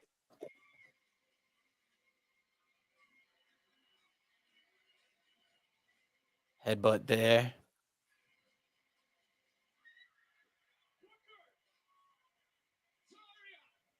All right, I can see why maybe the title change happened here. F5. Yeah, Zyra looking like a beast out here, huh? Yeah, she definitely is a powerhouse wrestler.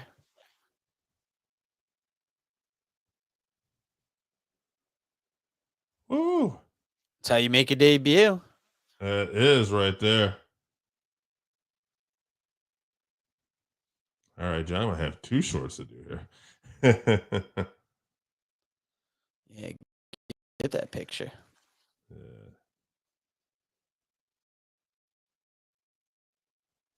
And while WWE runs another commercial, we up with some of our great sponsors that bring you this watch along. Be back.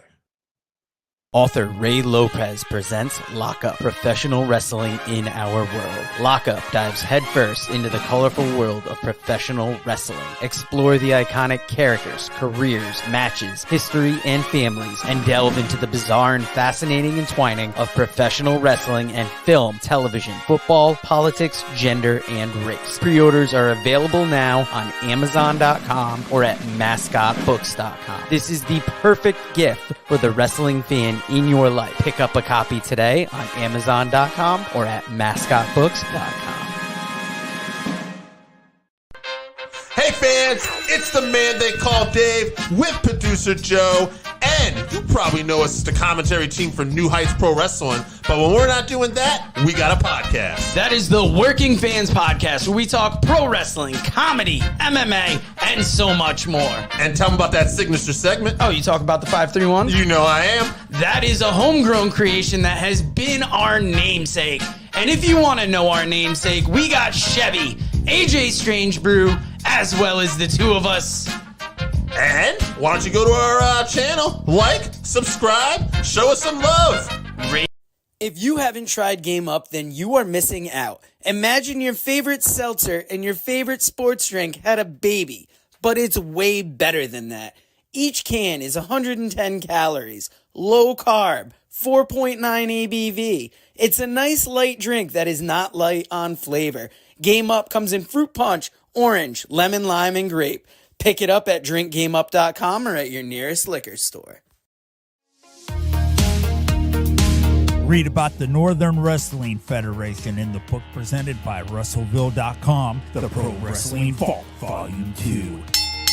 Hear the story of Roger Ruffin, the man who trained Carl Anderson, the Monster Abyss, Jordan Clearwater, Chris Harris, and Jillian Hall. Plus 45 other short stories including Jazz, Bobby Eaton, Kamala, Thunder Rosa, Mario Mancini, Scott Casey, PJ Black, Kerry Morton, Sal Renaro, Jeremiah Plunkett, Colby Carino, Bam Bam Malone, and many others. Get your book today at Russellville.com. Russellville, it's where wrestling lives.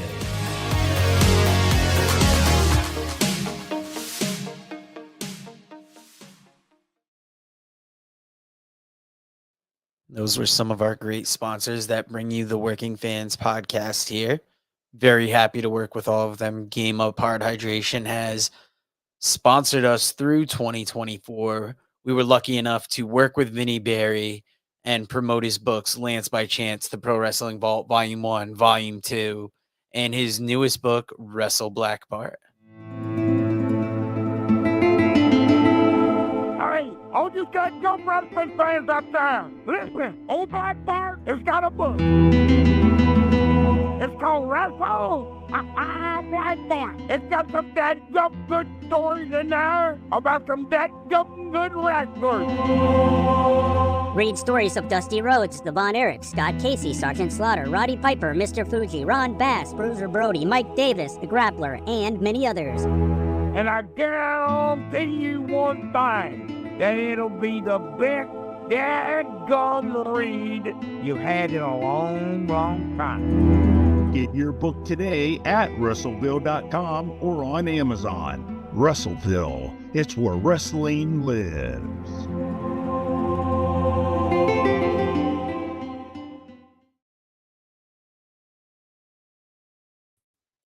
Forgot to bring myself in frame there. And you saw earlier Lockup, the newest book we are helping promote with author Ray Lopez.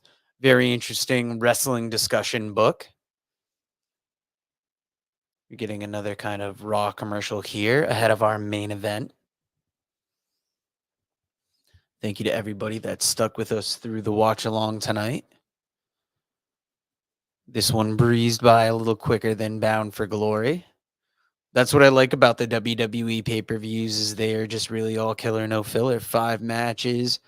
You get some stuff. Like with these, you're getting a little more story in the middle, but it's not bad. I'm interested to see what's going to be next for Tony D'Angelo now that you would have liked to have thought that that win would have gotten him past Obafemi. Hopefully it did, but we will have to see. Let us know in the comments. Who do you have winning this main event? Will it be Trick Williams? Will it be Ethan Page?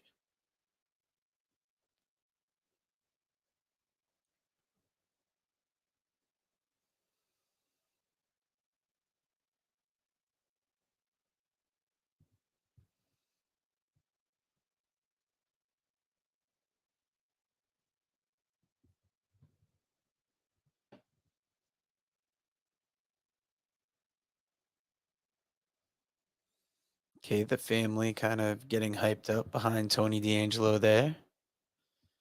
Tuesday night, Nathan Frazier and Axiom defending those tag team championships against Javon Evans and Cedric Alexander. That's going to be a big tag match. Heritage Cup match. Charlie Dempsey versus Lexus King with William Regal in his corner. I can't tell you how interesting that match is. That should get some viewers on Tuesday. Zarya in-ring debut on Tuesday as well.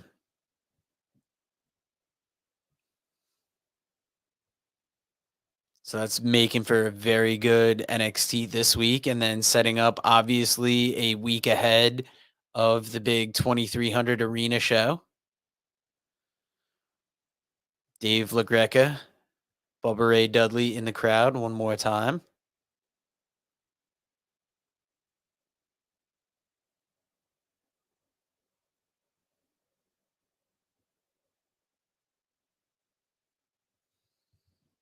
Who's a Thor girl?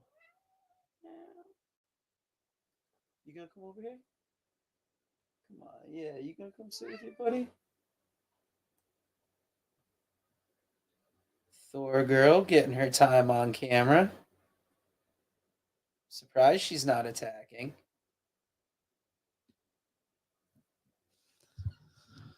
You know, it's just all leading up to this main event here. Trick Williams. All right. So you got Ridge Holland going head to head with Bubba Ray Dudley. I got to feel this is setting up for the 2300 arena now.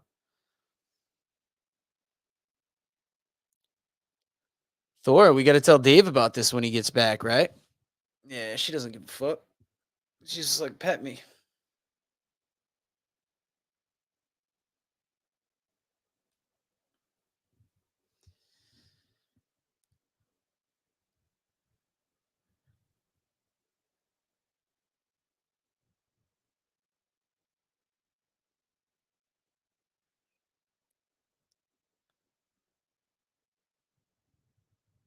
Dave is going to realize he missed out on some shit when he gets back here.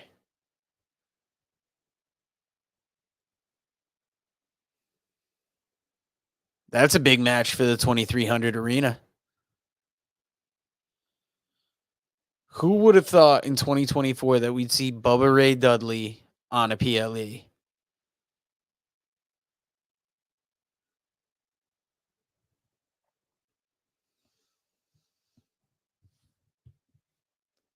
We got a comment up here. Let me check this out. I was just thinking that, Randy. We heard you say it earlier, and we hadn't seen any of it. But now we see Bubba was mentioning it early in the show. He let it slide. It's not going to happen again. I feel like it's going to happen again, and I'm ready for that match.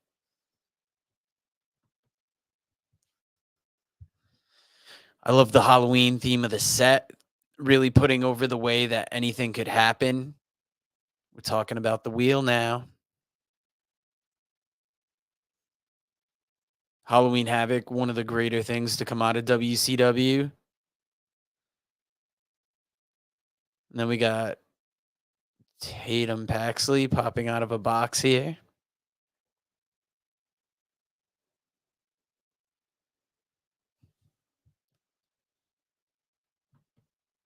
It definitely would make sense at the ECW arena, Randy. So, Dave, when you were away, Ridge Yeah. Holland got in Bubba Ray's face. Mm. And, he said, "You did this during the pre-show. I let it slide. You're doing this again. This isn't going to happen again." I feel like we could be setting up for the ECW Arena, Bully Ray, Ridge Holland. I love it. Also, what's going on here? Tatum Paxley? I don't know. I got the sound down. I saw Tatum Paxley came out of a box. She spun the wheel for a casket match. I don't know if they're going to try and make this tonight or if this is something you and Wendy on Tuesday in a casket match. All right. So even more sad that I decided to stay after on Wednesday. So we got a casket match on Tuesday. Halloween's not ending, damn it. All right. NXT Championship match. So the big story is we're going to see Ridge Holland and possibly Bully Ray in a match at NXT. That'd be something, huh? I know. I was saying I didn't think I'd see Bubba Ray Dudley in NXT in 2024. No, not at all. But I'm for it. I just watched him on Maple Leaf Pro Wrestling last week with the former Ginger Mahal. A lot of people didn't like it because there was a lot of shenanigans because they had a table match. But, he's still a great heel. Like, he was intimidating the ring announcer. Of course, here he'd be the babyface. Yeah.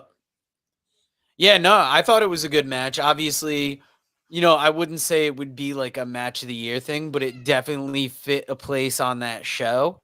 Yeah. And it's one of those things that Bubba Ray really does well is if he's really trying to lean into that asshole persona, he definitely can dial it up for that. Intimidating ring announcers, just doing all kinds of weird stuff. I think the second night he got into it with Scott D'Amore's mom in the crowd. And then he ended up getting into a fight with a hockey player. So Bully Ray always up to shenanigans, but in the ECW arena, that guy's going to be a big ass baby face, no doubt.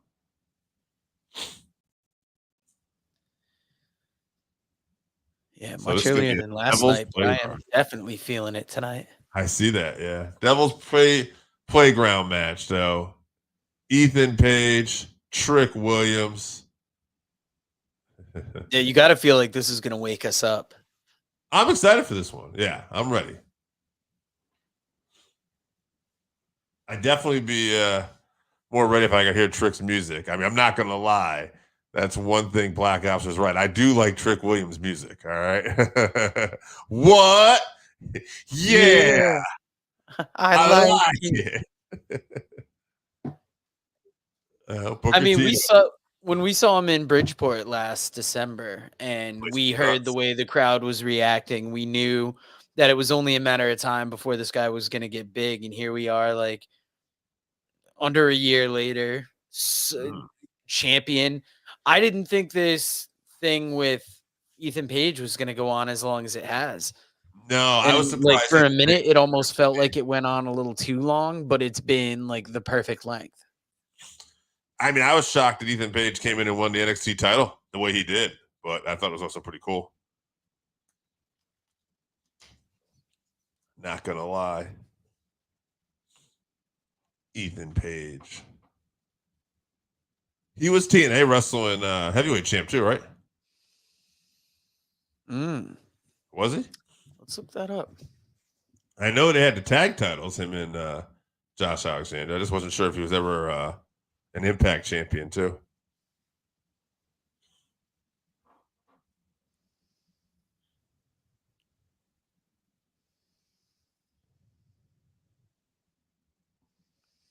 I want to say no.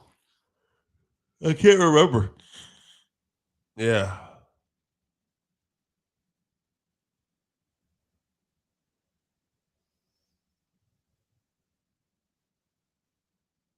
Let's see here.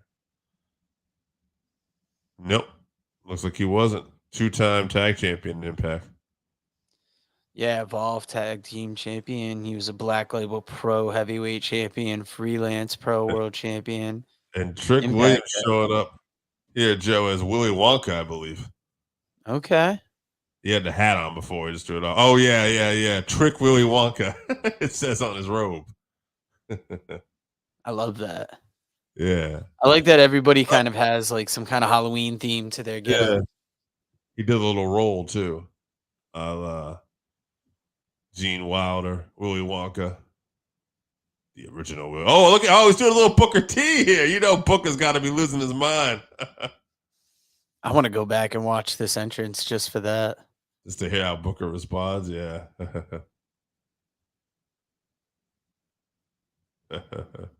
I think I'm seeing something, Booker. He's like,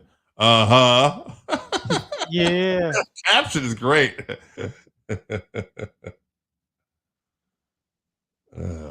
Vic, of course, is talking now, but can we get some more Booker T? Man, here we go. Here we go, Vic. Yeah. Crowd chanting. All right. I guess we should have been listening a little bit. I like closed caption Booker when Trick comes out. We'll have to keep an eye on that in the future.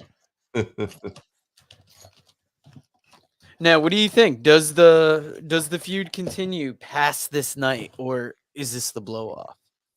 First off, Matthew Durant. This is the match I've been waiting for. Me too, brother. Does this feud continue? I'm gonna say this is the blow off. I think that yeah, I think this is the blow. I think Obafemi might be turning up his heel run soon, and we'll see Obafemi and Trick Williams, or maybe even Wesley, because Wesley looked like he was having that kind of a confrontation verbally with Trick at one point. Well, Dave, I got one thing to say about that. Yeah. Yeah, man, I like it. Trying to turn up that energy for what?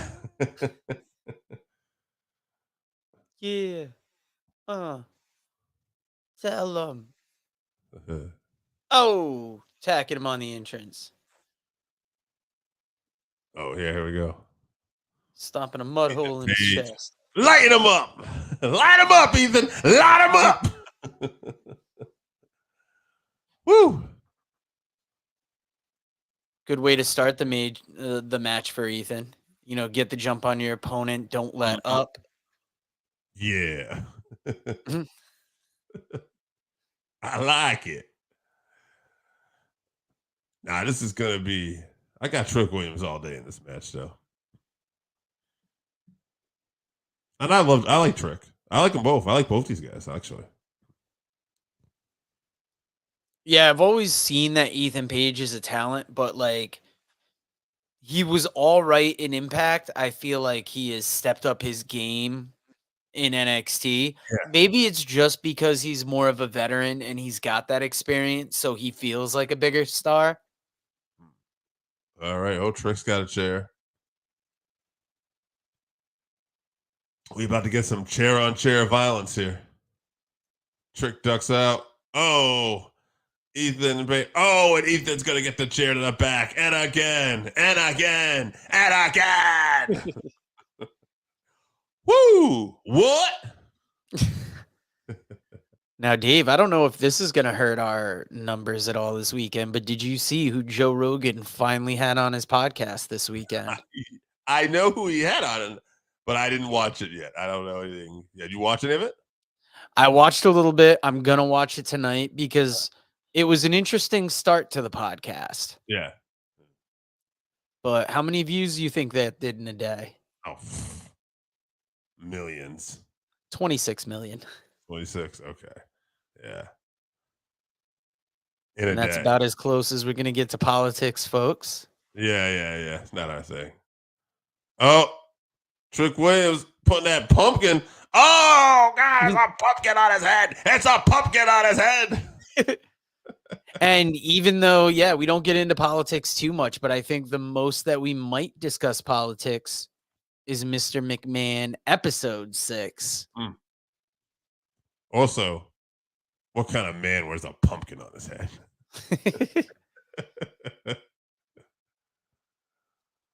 What kind of man are you? Somewhere there's a pumpkin or two crying into their sleeves. We just got fired from our commentary job for that that little remark. What do you mean? You don't I'd respect- like to think they know that we're kidding around. Oh, When we're on the clock, we are very serious about the pumpkins. we will put the pumpkins over when we're on the clock. Sammy Q and Sammy I, man. Oh, Biggest veterans in the game. Ethan Page eating some ladder. Oh, throwing them outside. All right. I was wondering if they were into the people. I saw they were kind of in a production area. Yes. This is always the wild thing when the wrestling spills into the crowd. Going right by Dave LaGreca there, loving it. Yeah, and Bully. Trick was probably like, "Hey, what up, Bully?" He put me over on Busted Open, all right? I will say this, though. For a young wrestler, Trick knows how to work the crowd. Oh, yeah. I think it was really seeing when that, theme song really caught on. Yeah. And that was his idea, too. He was very hands-on. Yeah, because, I mean, in general, his charisma gets the crowd. But then when you combine that charisma with his ability to talk and that music, it's just like the perfect mix.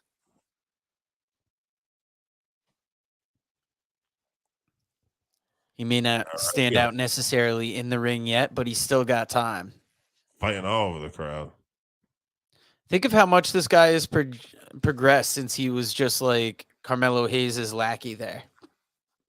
Yeah. Oh. You know what I thought about, too, before, too, was we were talking about Obafemi if he was like a bodyguard for someone on the main roster. Wouldn't it be something if he was a bodyguard for Carmelo Hayes? Ooh, that would be good. Do we reunite the Trick Williams, Carmelo Hayes duo back on SmackDown? Think about it. Carmelo Hayes introduces his new protege, Trick Williams.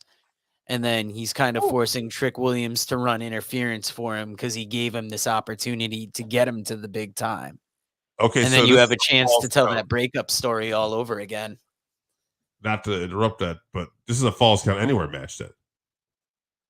Yeah, I could see that.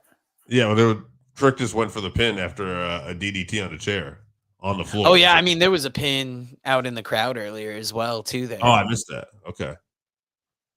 I didn't know. I mean, I just, like, when I saw the pin outside, I'm like, all right, Devil's Playground means it's everywhere. Gotcha. Yeah. It's not just a street fight. It's the Falls Count Anywhere match. Okay. That's a weird ladder, like one half of a ladder there. Mm-hmm. Almost similar to what we saw last night. Yeah. Only I don't know if that one extends. They liked it. They like it. Trick Williams. Chair to the back. Writhing in pain. Calling out to the fans. I need your support. Help me.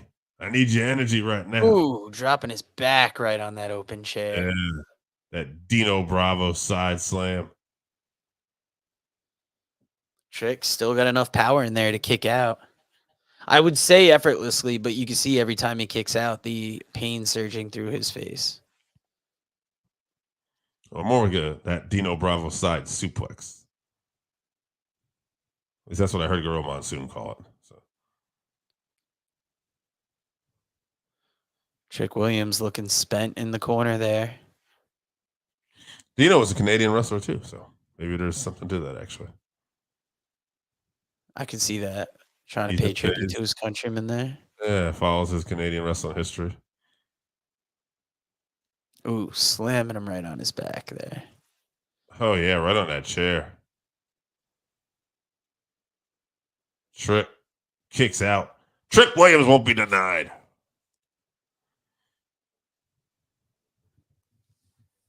Ethan Page thinking about what he wants to do next here.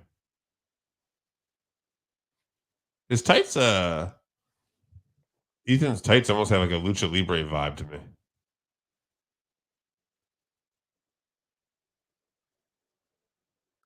Like almost looks like a Triple A symbol on the back for me for some reason. Yeah, I was trying to. Oh, get a shot DDT of by that. Trick. I'm loving the Willy Wonka inspired gear. Yeah. Trick Williams with that DDT. Hershey, Pennsylvania is on They're its really feet. pushing these WrestleMania tickets, huh? Well, yeah, they're expensive. Yeah. Friend of mine texted me. He looked at WrestleMania ticket prices just out of curiosity, and he said the cheapest he found were like nosebleed seats for $500, and you had to buy both nights. That is insane. I mean, Thousands. it's a way to make money, and I'm sure there is an audience that will do that. Oh yeah, in Vegas too. Yeah. But that doesn't appeal to me at all. You have to pay so much for seats where you're not really going to sit. A lot of the appeal is just being in Vegas and being at a big event, but Yeah.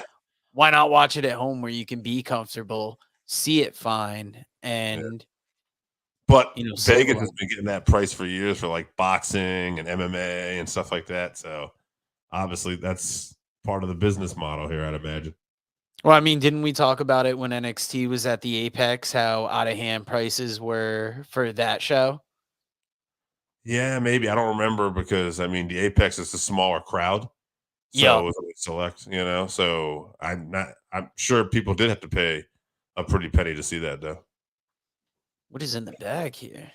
Will they try that though at WrestleMania like in another venue though? I wonder if this will be the norm or if this is more because they're at Vegas. Probably Vegas. Yeah. And All if right, you what think is it? about it, the more expensive your tickets are, the bigger a gate you can claim. Oh So yeah. it's like if you can pull in that money, you could make a near record gate. Bolts and washers here. Huh. Little change up from what we saw last night with tax on tax. Yeah. I wonder what the story is with that. I just like it because it's something different. Yeah. Especially if you're going to get slammed on, the washers. I don't know if they'll hurt as much, but the nuts and bolts, those things are a little bit like, a little thicker, and they're just a weird size too. It's almost like getting slammed on, marbles of some sort. Mm-hmm. Trick Williams firing up here. Going to the outside. Ethan Page, though, uses his leverage and sends him into the post. I do think Ethan is just a great chicken shit type heel, though. Yeah, he has that ego that makes you hate him when you see him like talking. But then when it comes time, he is always happy to run away, take those little cheap shots, isn't afraid to eke out a win. Look at him. Hurt from just the toll the match is taken on him. Took a minute to get those chairs up. Allowed Trick Williams to get around the side of the ring and just go at his body now. Once again, it looks like the commentator's table being targeted here. Yeah. Oh. Ego sends him into those steps, though. Oh, a little bleeding from the mouth here. Now that Ethan Page sees that blood, he's getting excited. He knows he can get an advantage. All right, what's he doing? Setting up the table.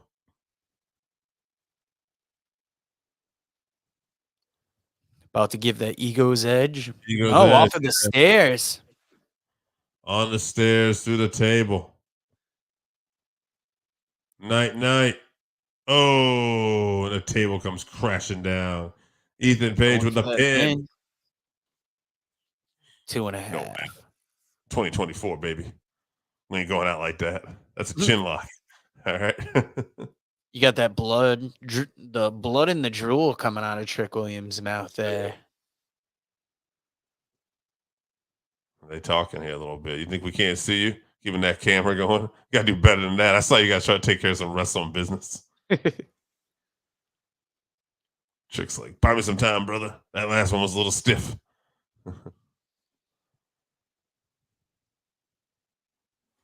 Sell. I like this. The medical team coming out, giving the idea that Trick Williams is done. It has him coming from that much more of a babyface spot.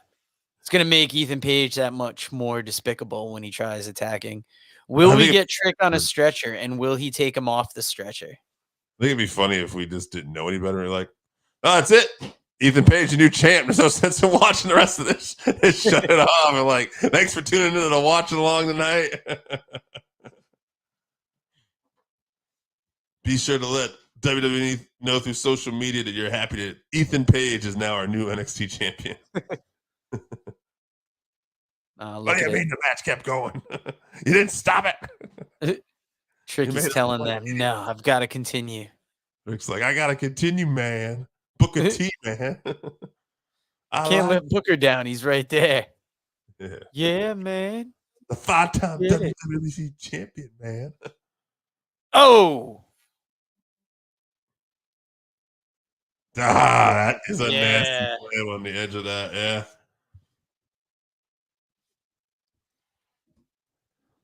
The stairs becoming a big part of the weaponry in this match now. Well, just so you can update on our shorts here, by the way, I did 2 more.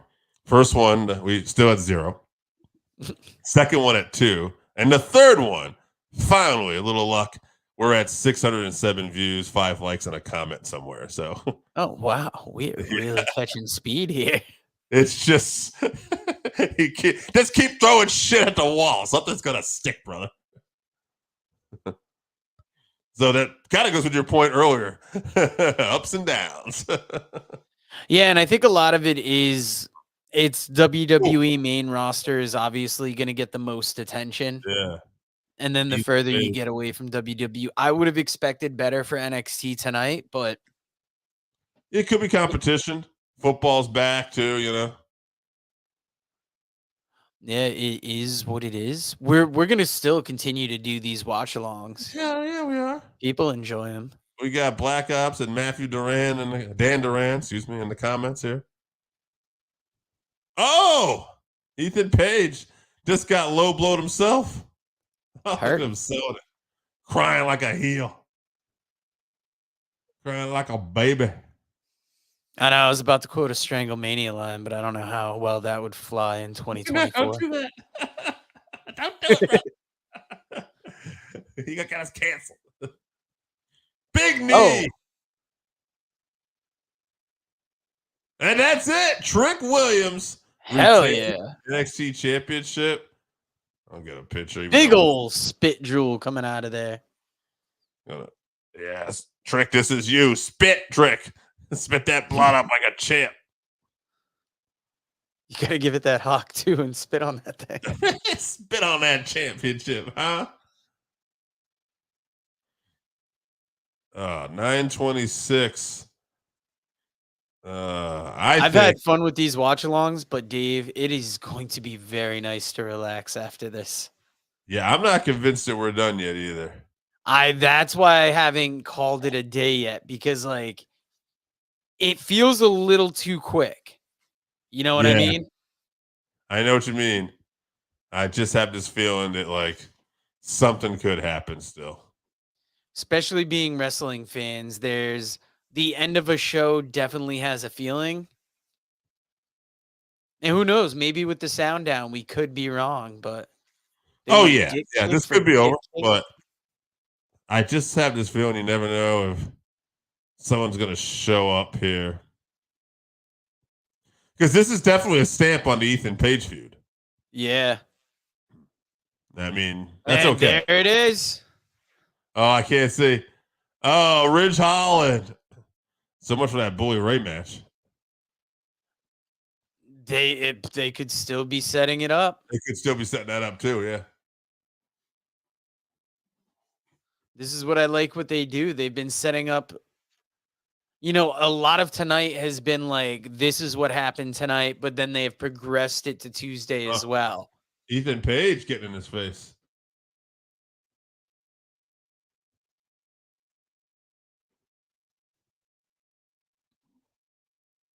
Oh no. They're gonna what if double even team there's him? some kind of like tag team match with Ethan Page, Well, Rich what if Holland, somebody was right here to make the save. A certain Bubba Ray. There he is making his way into the ring. Hell yeah. Oh shit. Bubba Ray fired up, baby. This is great because this not only sets up to next week, but this sets up to the week after as well. Bubba Ray firing up here.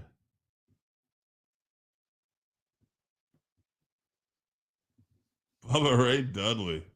What a moment. And that's great because that definitely has the feel of like an end of a show thing. Yes. And so, okay. Yeah, man. Wow, that's a hot thing. So that's got to definitely be leading up to the ECW Arena show. Yeah, that could even be the tag match there. I love here how they have the credits at the end. Paul Levesque, Lee Fitting, Shawn Michaels, executive producers. There's that NXT trademark. So when the trademark comes up, you know that we get to play. I'm going to play two of our favorite commercials to go out on. And then Dave, we'll talk after we go live off the air. So guys, I want you to enjoy some Game Up. And I want you to enjoy some Lock Up. If you haven't tried Game Up, then you are missing out. Imagine your favorite seltzer and your favorite sports drink had a baby, but it's way better than that.